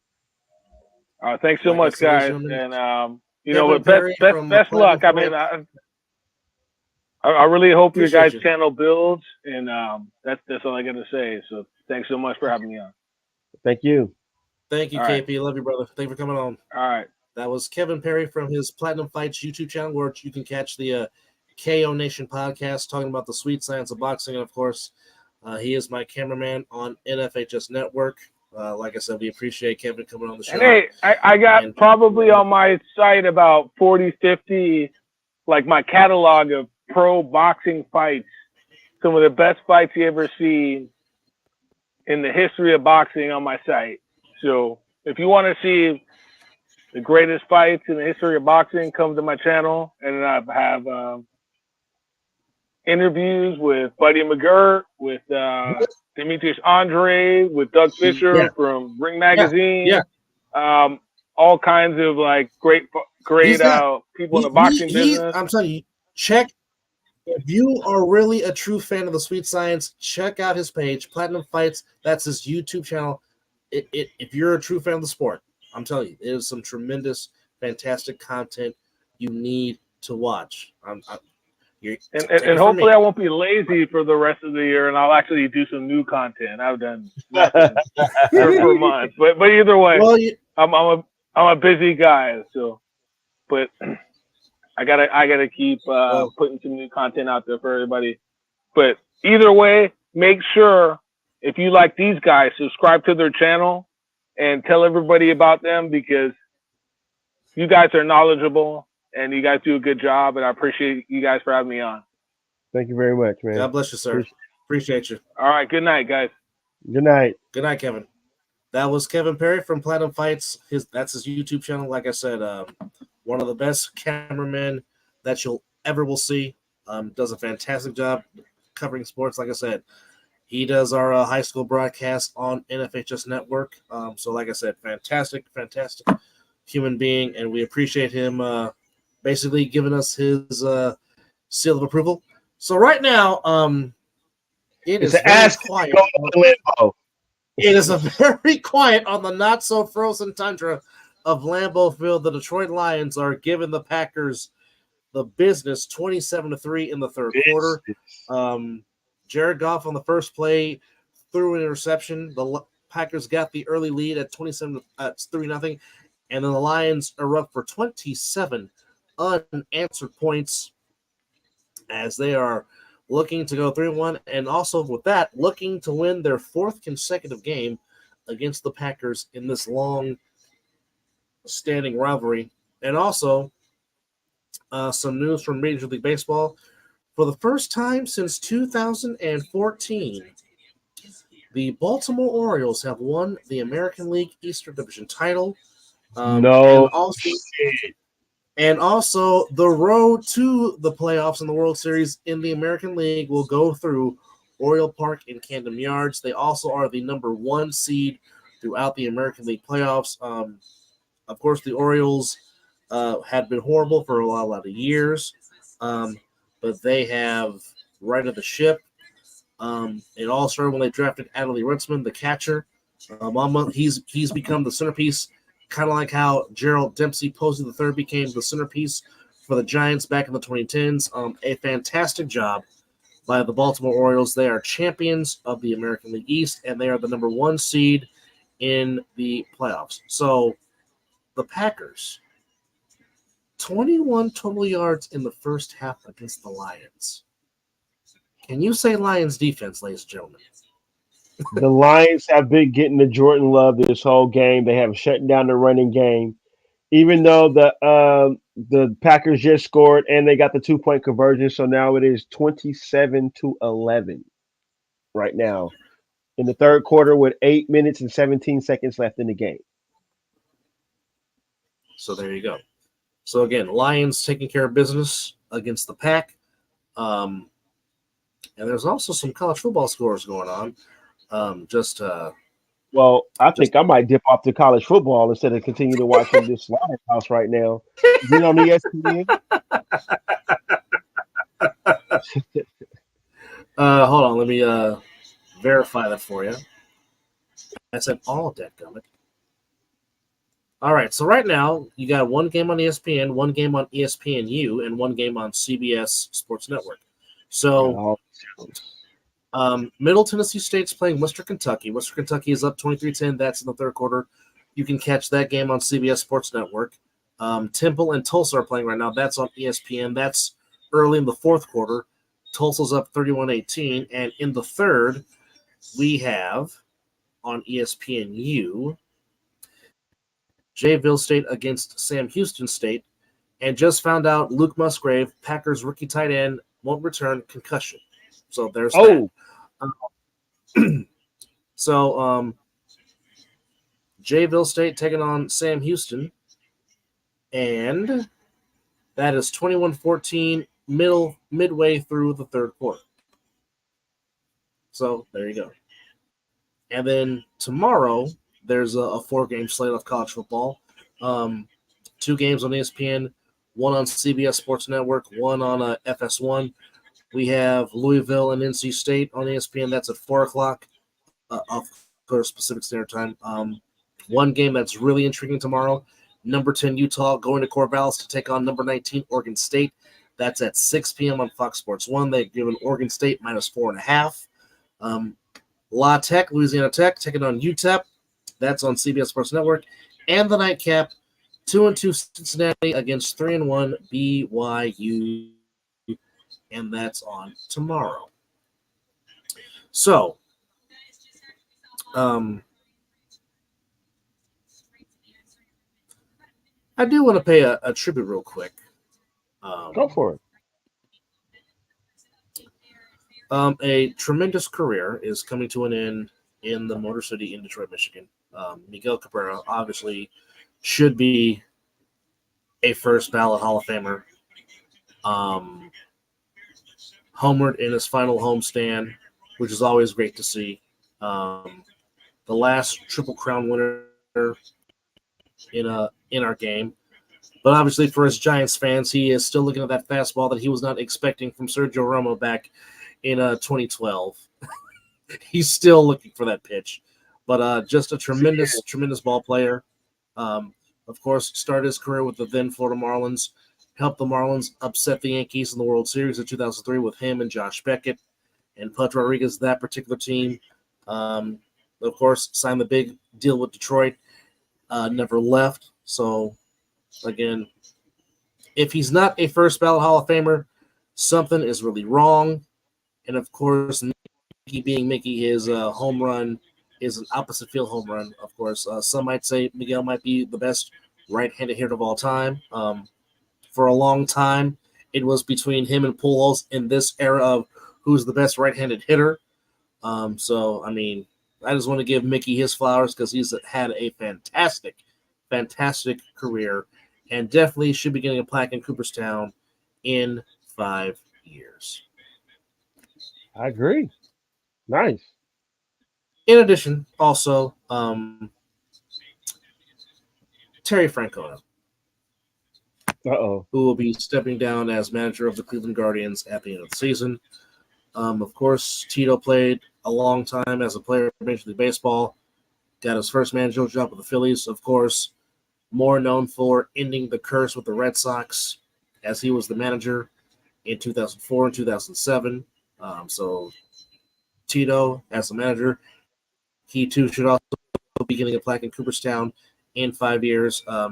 Did a tremendous job with the Young Guardians team, got them to the postseason last year, took the Yankees to 5 games in the division series before the Yankees eventually won in Game 5. Also, just want to give him his due. And, of course, this upcoming weekend, I've already said it on our previous show, but I really hope the Giants organization, if this is the final ride for Brandon Michael Crawford, I really hope that the Giants fans give him the same love that they gave to Bumgarner in his last appearance in the Giants uniform, that they give it the same to Hunter Pence in Hunter Pence's last, and the same to Bruce Bochy. Brandon Crawford is the last leg to the Giants championship pedigree from 2014. He was there in 2014, there in 2012. So, I mean, I just want Giants fans to, show their appreciation to number 35, and after that, number 35 I believe should never ever again. I believe they will. So, we're pretty good fans that way. Well, to those that have joined us and commented, we appreciate you more than you know. We've been wanting to get some comments from our fans. So it's good that we had some fan interaction. Hopefully there is some more of that. Just a pinpoint, we had talked about Canelo against Jermell Charlo for a whole lot of gold. Somebody will be leaving with about 7 to 8 belts. Okay, so just to clarify what belts are on the line. Hold on as we go back. Okay, so Canelo, he's going to put up his IBF, WBO, WBA, and WBC super middleweight titles on the line against Charlo. Now, Charlo is 4-1 in his last 5 bouts. He rebounded in his loss against Tony Harrison and beat him. His last fight was in May of last year when he beat Brian Castano, as KP said, by TKO. So again, Harvey Dock from New Jersey has been appointed by the Nevada State Athletic Commission as the official. And there will be no Nevada judges for this fight. It is Max DeLuca from California, David Sutherland from Oklahoma, and from New Jersey, Steve Weisfeld. So the only thing Nevada is doing is hosting the fight. Good call. That's all they're doing. No Nevada referee, no Nevada judges. They're just paying the judges, paying the referee, and giving the arena, which will take place at the T-Mobile Arena this upcoming Saturday. The co-main event is a WBC welterweight title belt between Ugas and Barrios. Tom Taylor will be the referee.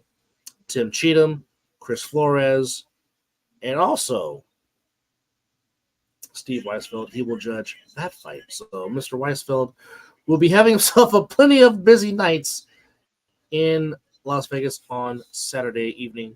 Of course, the main card starts at 6, and obviously the main event will be in the 8 o'clock, 9 o'clock hour.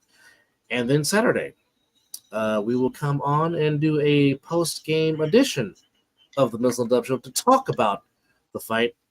And maybe, just maybe, if KP is still in here listening and watching, we might have him come back on to talk about the post fight. So you never know. It is still 27-11. The Packers do have the ball, and that's a backwards pass. You better get the ball before he picks it up. And the ball goes out of bounds, and the Packers maintain possession. So, as it stands right now, going back to the pit races in baseball, as just mentioned, the Baltimore Orioles have clinched the American League East and the number 1 seed in the American League playoffs. I think the Braves, if I'm not mistaken, I think the Braves have clinched home field throughout the National League playoffs. I'm not too sure. They got the best record in baseball. Well, I mean, and they're up 4 losses in a lot. Well, okay. Atlanta has 103 wins, most in baseball. That damn team that wears blue that plays in Southern California has 98 wins. So right now, the Brewers, Braves, and Dodgers and the Phillies have punched their ticket into the playoffs. So the Phillies, the defending National League champions will have a chance to defend their title, and more than likely will stay the number 1 wild card spot. So how this works for those that are new to the new playoff format in baseball, you have your 3 division winners, and you have your 3 wild card slots. Now, the top wild card slot will play the second wild card slot. So as it stands right now, if the season was to end today, the Phillies will be playing the Diamondbacks in one series, and the Brewers will be playing the Marlins in the other, while the Dodgers and the Braves get a first-round bye and would wait to see their opponents in the division series. The lower seed would play, obviously, the Braves, and the higher seed would play the Dodgers in the division series. So right now, as it stands, Milwaukee would be hosting the Marlins in the best-of-3 wildcard games, which the home team has the advantage because all 3 games would be at their home park. So in this particular case, the Phillies would host Milwaukee. And the good thing about the Brewers being in the playoffs, more Bob Uecker to hear on the radio. Of course, I am a huge Bob Uecker fan, so it's good to have Bob Uecker back in playoffs to do Brewers radio as he does the old Harry Doyle for Major League. Of course, me and Mizzle do a whole show talking about the movie Major League. It's one of our greatest traditions that we have come with.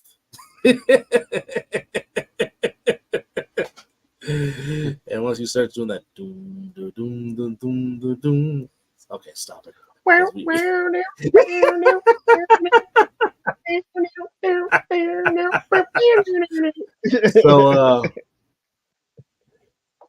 So there you go. So on the American League side, hasn't been settled yet, but so far the Orioles and the Twins have clinched their divisions. So the Twins will be the 3rd seed. Right now, the Rangers are in first place in the American League West as they are battling it out with the Astros and the Mariners. So right now, as it stands, the Rangers are 2.5 ahead of the Astros, 4 of Seattle. So more than likely, 2 teams might come out of the West in the playoffs. Right now, as it stands, and just official, the Atlanta Braves have clinched home field. There it is. Throughout the World Series. So if the Braves get to the World Series, games 1, 2, 6, and 7, if necessary, goes through Truist Park in Atlanta, Georgia. So deep in the heart of Atlanta, home field advantage goes through the Atlanta Braves. Now, of course, if the Braves were to get eliminated, it would go to the next best team that would have the next best record, and as that stands, that would be the Orioles, as the Orioles have 100 wins in the American League. So just keep that in mind. Keep that in mind. So right now, in the wild card spot in the American League, and that also is a battle. Right now, the Tampa Bay Rays more than likely are going to hold the top spot in the wild card. They have 97 wins. They're not giving that up. So we know for a fact Tampa Bay will be the 4th seed. As it stands right now, the final 2 slots are being held by the Toronto Blue Jays and the Astros. the Mariners 1.5 games back of that last wild card slot. So, and looking at the schedule, seeing who finishes against who. So the final series of the season pits the Rangers going to Seattle to play the Mariners, which could possibly mean division on the line or wild card on the line, depending on what the Astros do. The Astros go on the road in the desert against the Diamondbacks. Diamondbacks trying to keep that number 2 slot as they are 2 games ahead of the Cubs in the second wild card slot. Or I'm sorry, the Marlins, I beg your pardon. They hold the third wild card slot. So, National League wild card, Phillies on top. More than likely, they're going to keep that because they have 89 wins. Because if the Diamondbacks were on the table, they can only get to 87. So the Phillies are going to be your top wild card slot in the National League, which means they will host either the Diamondbacks, Marlins, or possibly the Cubs. So we'll see what happens. So, final weekend of playoff implications in Major League Baseball. The Cubs will go to Milwaukee to close out the season, obviously needing the Marlins and the Diamondbacks to falter. The Diamondbacks closing out the season at home against the Astros. The Astros still trying to fight for the American League West. The Rangers on the road in Seattle taking on the Mariners. There's that aspect. And the Marlins on the road closing it out in Pittsburgh. But kudos to the Marlins, their first winning season in many, many years. The Marlins have done a fantastic job because, as you know, the Marlins, for a long time, were the laughingstock and the butt of jokes in baseball. So they've done a tremendous job. Luis Ariz, that young man can rake. He was flirting with 400 early in the year. He more than likely will win the National League batting title again because all he does is just get hits. Jorge Soler showing some tremendous power. Of course, Jazz Chisholm, when he's healthy, is one of the most exciting players to watch in baseball. And Alcantara is one of the best pitchers. If you have not seen Alcantara pitch for the Marlins, he is filthy nasty, and he can carry you in a short series in the playoffs. Mm-hmm. I'm just telling you. And why am I not getting any information? What's going on here? But nonetheless, we appreciate our subscribers. We appreciate our followers. And Jahmyr Gibbs is going to be a problem for opposing defenses in the NFL. That young man definitely complements David Montgomery very well, which the Lions still lead 27-11 as the Lions look to go to 3-1 and maintain first place hold in the NFC North Division. And so to the 2 viewers that are watching us live, we appreciate you, and we thank you for coming in. And all the other viewers that came in. Yes, all other viewers that came in to watch, we appreciate you too. Yes. And again, we appreciate Kevin Perry for coming on and showing us love and basically giving us his stamp of approval. Yes. Yeah, dropping some tremendous knowledge and giving his predictions. So Mizzle basically is being a fan. He really didn't give a real prediction. He just said somebody will be stopped. Of course, I picked my namesake to win in a split decision, and Kevin picked Canelo. And again, just talking about these upcoming fights. So let's just hypothetically, let's say that Charlo pulls off the upset. Ooh. Does that now set up Jermell Charlo versus Bud Crawford after Bud fights Spence? Because as you know, at the fight between Crawford and Spence, there was some verbal exchange going on between Jermell Charlo and Bud Crawford. So, if Crawford pulls off the upset, which it would be an upset, I don't know about a huge upset, but an upset nonetheless. If that was to happen, do you think that possibly might set up maybe mid-2024, because I'm pretty sure Spence is going to try to get the fight against Crawford in the rematch, possibly in early 2024. So maybe somewhere midsummer, late fall 2024, could that possibly set up Jermell Charlo and Terrence Bud Crawford if Jermell gets the upset on Saturday? It could. Possible. Yeah. I don't see why not. I mean, they were already barking at each other. Bud already came out and said he don't like them. So why not? Give the people what they want. We deserve it. Well, they're trying to. I mean, I was shocked that the Charlo Canelo fight is happening. It shocked the heck out of me. Same here. I really was not expecting for that to happen. Keith Thurman. Who is Keith Thurman fighting? Is he fighting Tank? Ain't Keith Thurman fighting Tank Davis? He's trying to fight Tank now. I don't know if that's official or not, but basically, oh really? I believe so. We'll talk about that on the. We'll have the full information on that when we do the post show on Saturday. I'll look. But you did ask the question. Do we really want this fight? You did ask that. Do you still feel that way?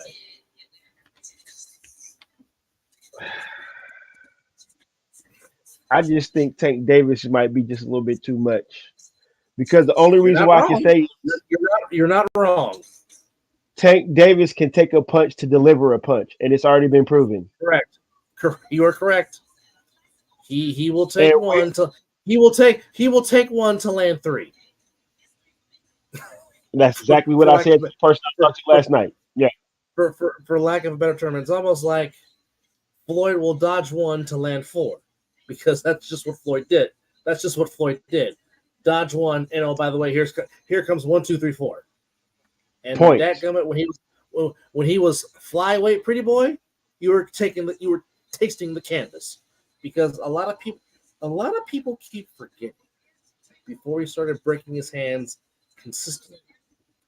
When Floyd was pretty boy, and more importantly, when Floyd was a flyweight, Floyd had hands.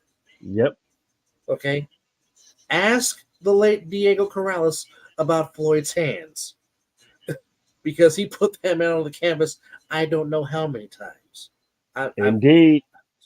I'm just talking about what I'm talking about. And my brother has a picture, got the chance to take a picture and shake his uncle's hand, the late Roger Mayweather, to which, again, he said flat out, I don't do photos, but Mizzle was persistent, just like I was back on September the 2nd, 1997, although he didn't get no pictures or no autographs, but he was like, I am a fan of your nephew. I pay to watch all of his fights, and Roger graciously let my mans take a picture with him. And also on that same night, we saw Mike Tyson in the flesh. Yes, we did. So and we also saw Shane Mosley. Shane Mosley, and we both got the chance to shake his hand. Shane Mosley, one of the best gentlemen and tremendous human beings of boxing. Damn, I totally forgot we saw Tyson in the flesh. He walked right by us. Yes. Yes. Oh shit! That's Mike. That's Mike. That's Mike Tyson. That's Mike Tyson. I'm like, my whole night was complete. It was complete. But if I'd have saw Floyd Mayweather, yeah, you would faint it, bro. We already know how I feel about Floyd. We already know. That is a great catch by Reed. And all of a sudden, Green Bay is inside the 5 as we end the third quarter. Can the Packers mount another comeback? Oh, Lord Jesus. What happens. Let's see. Oh, yeah, that's a catch. That is a catch. Packers in the driver's seat trying to pull off a Lambeau miracle. 27-11 after 3 in Lambeau Field. Lions still holding on to that lead. So, you said it earlier today. I know a lot of Raider Nation wanted their wish of possibly seeing Aiden O'Connell getting on the field, but apparently from what you said, that more than likely is not going to happen. Garoppolo looks like he is cleared to play against the Chargers in Inglewood on Sunday. Yep. And then, of course, there is a possible chance that Deebo Samuel might not play Sunday against the Cardinals, which, we have another person checking in. Hello there. How are you? Welcome. Like I said, Mr. TG himself. How you doing, my brother? Oh, Mr. Grant, how art thou? Welcome, and thank you for commenting. So. I believe that's who that. I could be wrong though. I believe that's his name though, but if not, I could be might be false. Well, it doesn't matter. Nonetheless, Whoever this person will be. Yes, we appreciate you coming in, saying hello. Like I said, we've been wanting to hear from our viewers, to hear from our fans, and give us feedback, questions, or just to pop in and say, hey, we are grateful. We appreciate it. Like I said, we do this for y'all. We do this show for y'all. Like I said, 3 years, 109 episodes in. Hard to believe. Wow. But just there's the handy dandy notepad. So here we go. So just to recap for those that are tuning in and watching, if this is might be picking up a game tonight. Just one. I need a lot more. But for those that are joining us for the first time, welcome to the Mizzle An Dub Show. This is episode 109 of the Mizzle An Dub Show, to which we talked about ad verbatim about to which we talked about ad verbatim about the fight between Charlo and Canelo for all the gold, for lack of a better term. But to go over the recap of week 4, to which, again, we thank our good friend and supporter of the program, Marquise McDonald, for being with us back on Monday, because he also gave his picks for week 4. But so far, and a lot of passion. I might gain a game. Yeah, he definitely gave the passion in talking about his beloved Jets. But right now, as it stands, the Packers are inside at the 9-yard line trying to get back in this game. And more than likely, they might try to go for 2 again, as we'll see right here. There is Jordan Love in the gun. And he is trying to audible something here. Takes the snap. Into the end zone. Oh, what a catch! But did he get both feet in bounds? Reed did not get both feet in bounds. Great catch, but no, they say he did not get both feet in bounds. Let's check. This ain't college. No, it's not. You need 2. And yeah, that right foot clearly was on the white line. So 2nd down and goal. From the 9-yard line. As again, the Lions trying to clip it, or the Packers trying to chip in to this Lions lead as they lead by 16, 27-11 here early in the 4th quarter. Lions back away. They were straight and oh my goodness.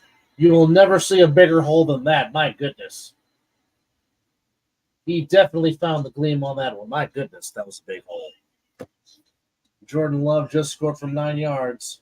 And now the Packers are within 10, 27-17, with 14:52 to go here in the 4th.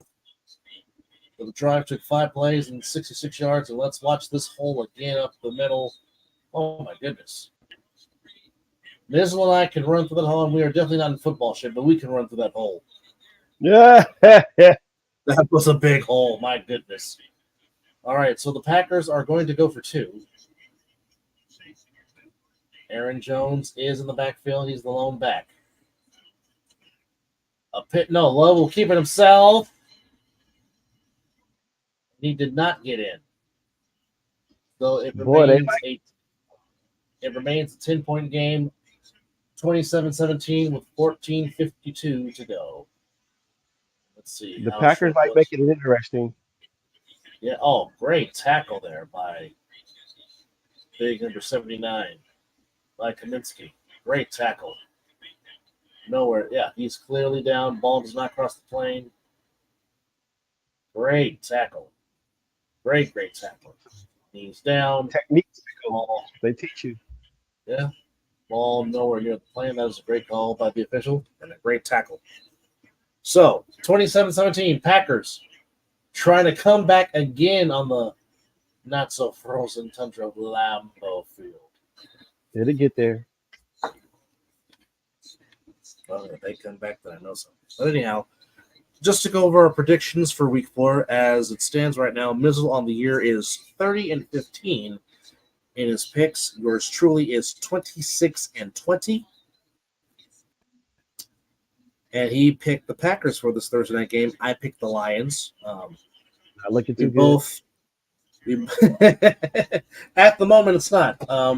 There is way early in the morning football on Sunday in jolly old London, England, at Wembley Stadium. The Jaguars taking on the Falcons. The three of us picked the Jags. First big game of the day between the Bills and the Dolphins. Marquise was the only one that picked the Bills. Mizzle and I both picked Miami. My rule is until they beat you, if you're undefeated, I'm picking the undefeated team. That's just my rule. That's just how I do things. We both agree that the Vikings will get their first win over the Panthers. They should. They should. We both picked the Broncos, a.k.a. the John Elways, to get their first win over the Bears. A different game we differ on. He picked the Ravens. I picked the Browns. That should be a fantastic game. Might be low scoring with those two defenses. You never know. Could come down to the wire. There's a rule on the show that we follow. Never go against Mike Tomlin. We both picked the Steelers to beat the Houston Texans in Houston. Yes. He picked the Rams. I picked the Horseshoe. I believe Anthony Richardson will be making his way back onto the field, if I read that correctly. Yeah, correct. So he likes the Colts. I like the Colts. He likes the Rams. Still trying to wonder when Cooper Kupp will be coming back into the fold for the Rams. We don't know. Yeah. And looks like Gibbs just gave the Lions a first down, and yes, they did mark it for first down. Jahmyr Gibbs and David Montgomery could be a very lethal problem for defenses with that run game. And with the Lions offensive line, and here comes Montgomery back in. As the Lions, again, they're on the move trying to answer the call by the Packers.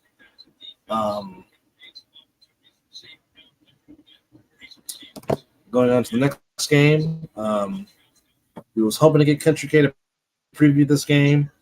It is the Buccaneers and the Saints. He picks the Saints, even though Carr will not play. I picked the Buccaneers to shock the shock system of beating the Saints in the dome. Yeah, well, it possibly could be. You never know. They still got a game.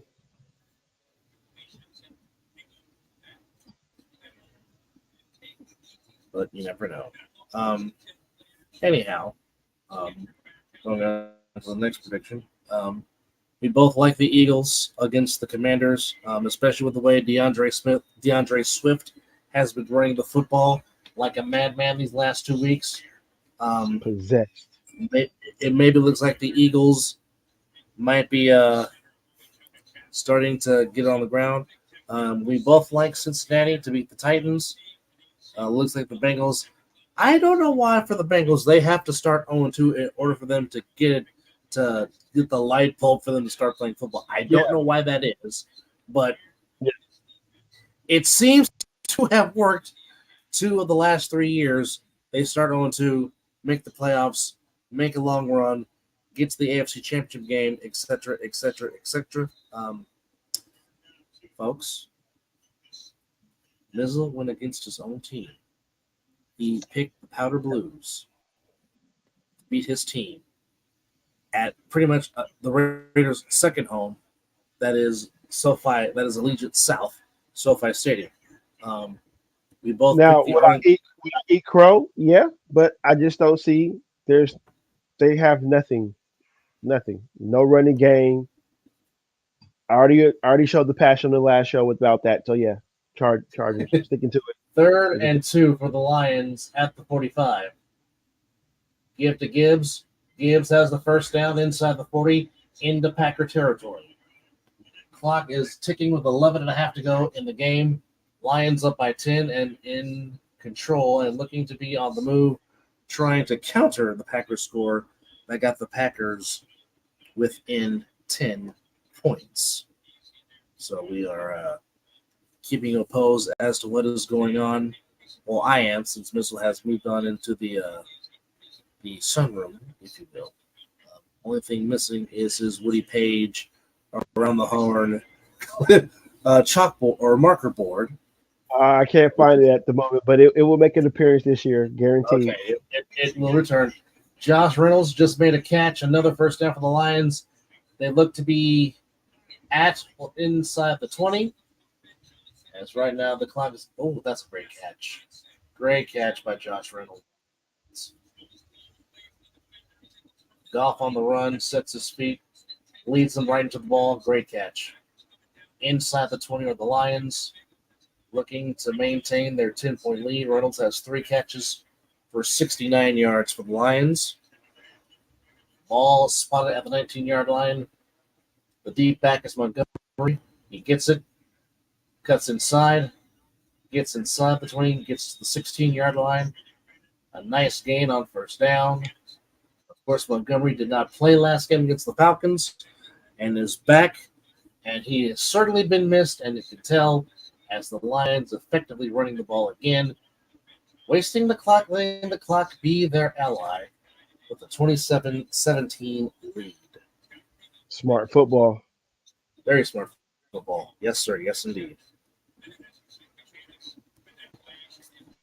Ball at the 17. Back to, good pursuit by the Packers defense. Sets up 3rd down. Might have lost a yard or 2. And we will see what the Lions dial up here.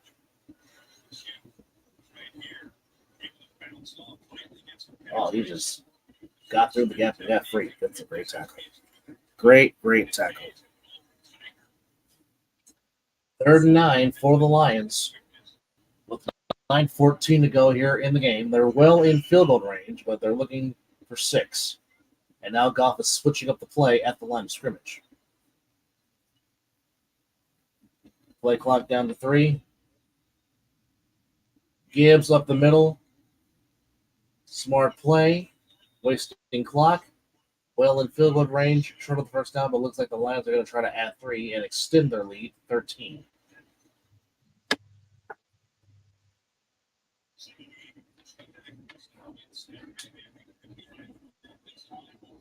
Brother, you okay over there? You all right? Oh yeah. I'm listening to you, not doing the game. I'm looking for something to also put on TV. I was trying to find the college football game, but I was having an issue logging into some stuff. So that's all. But no, the Lions are going for it on 4th and 3, or are they going to try to get the Packers offsides? Oh boy, are they trying to really put the foot to the throttle?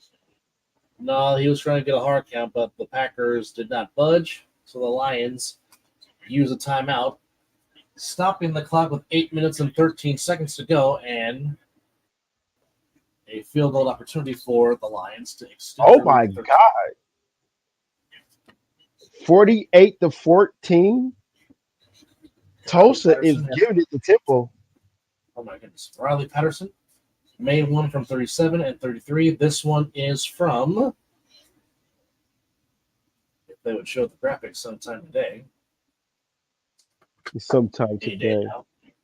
Or, I'm sorry, tonight. It is nighttime. Sometime tonight.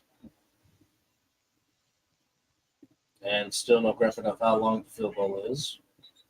But Patterson is looking to be 3 for 3. Officially a 30-yard field goal attempt by Patterson to make this a 30-17 game.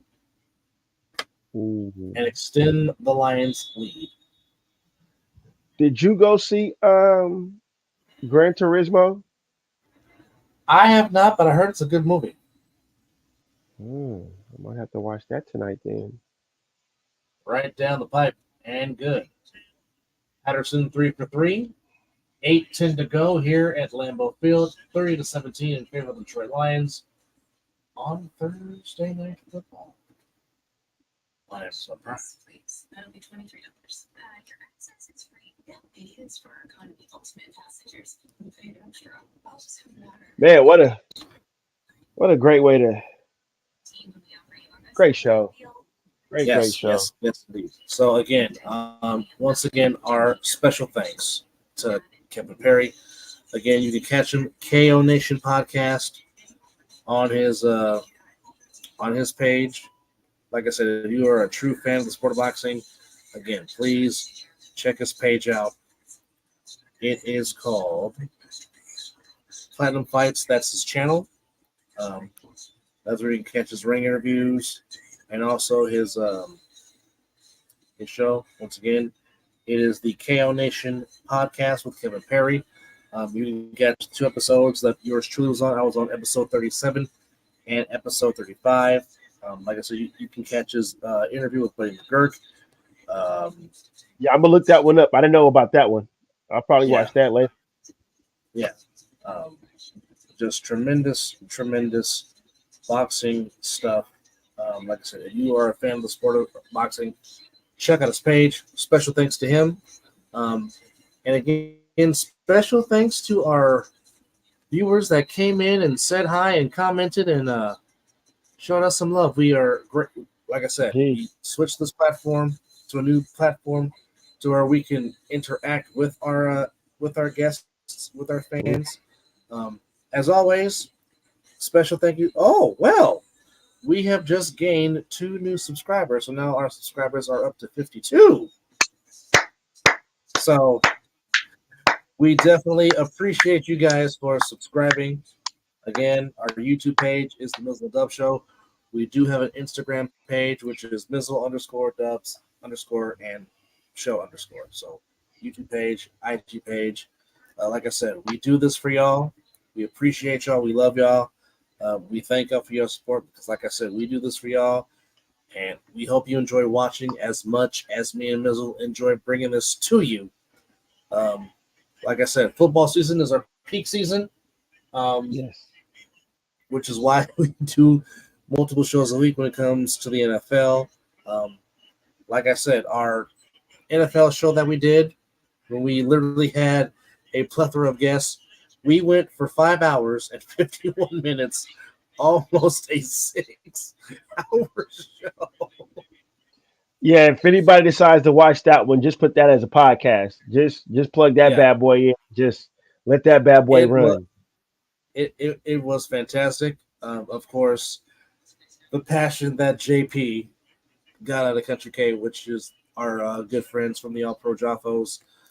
They've been taking a hiatus, but they will be back next Tuesday to talk about what's going on in the world of sports. So if you have time, please check out the All Pro Joffos.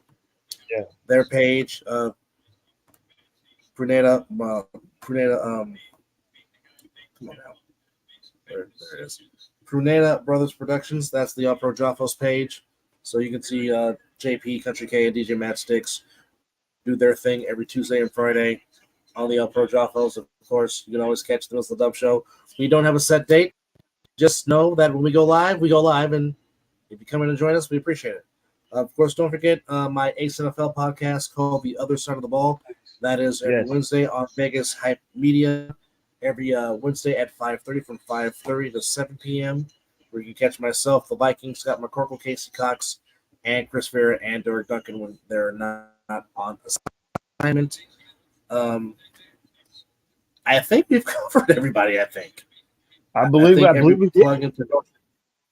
I think every plug and promotion that we've tried to promote, we've done. So again, we thank you fans. Certainly, this is one of the longest shows Mizzle and I have done.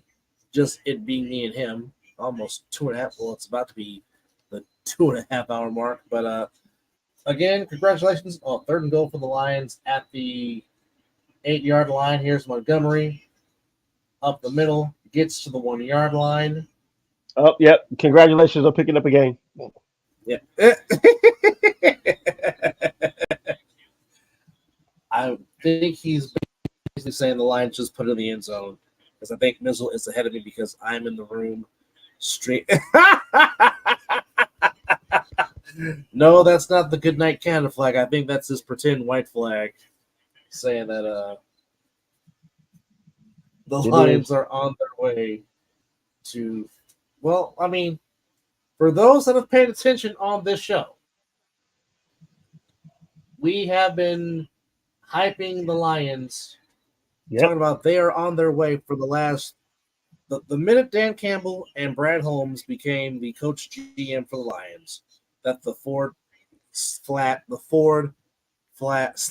Firestone family hired. Say that 3 times fast. But when they brought these two together, we said the Lions are on their way. Give it about 3 years, the Lions will make some noise. Now, Mizzle and I have gone on record and said more than once, we think the Detroit Lions are going to win the NFC North, and they are well on their way to 3-1. Like I said, we love what they're building. Like I said, they are going to be a problem for years to come with their nucleus that they got right now. Oh, definitely agree. Definitely. Congratulations to them. Congratulations to the Baltimore Orioles. Home field advantage throughout the American League playoffs. American League Eastern Division champions. Congratulations to the Atlanta Braves. Home field throughout the whole entire playoffs and World Series. Baseball playoffs coming around the corner. Football coming in. And a very big, big game for my beloved Georgia Bulldogs. It's the Deep South's oldest rivalry. Hunker Down versus War Eagle at Jordan Hare Stadium in Auburn, Alabama. Biggest test of the year for the Bulldogs in their quest to three-peat as national champions in college football. And why are you doing that? Okay. But anyhow, I thank you for tuning in. To our guests, our viewers that came in and chimed in, we appreciate you. We love you. To our new subscribers to our page, thank you for subscribing. We hope you enjoy our show. We hope you enjoy our content. I said, without y'all, we wouldn't do this show. So, like I said, we hope you enjoy watching as much as we enjoy bringing it to you. For Mizzle, a.k.a. the Black Goku, I am Double Anthony Alvarez saying we thank you for watching. We will catch you on episode 110 of the Mizzle An Dub Show, which more likely will be Saturday after the Canelo Charlo fight. And as always, it's 12 o'clock some damn where. Indeed.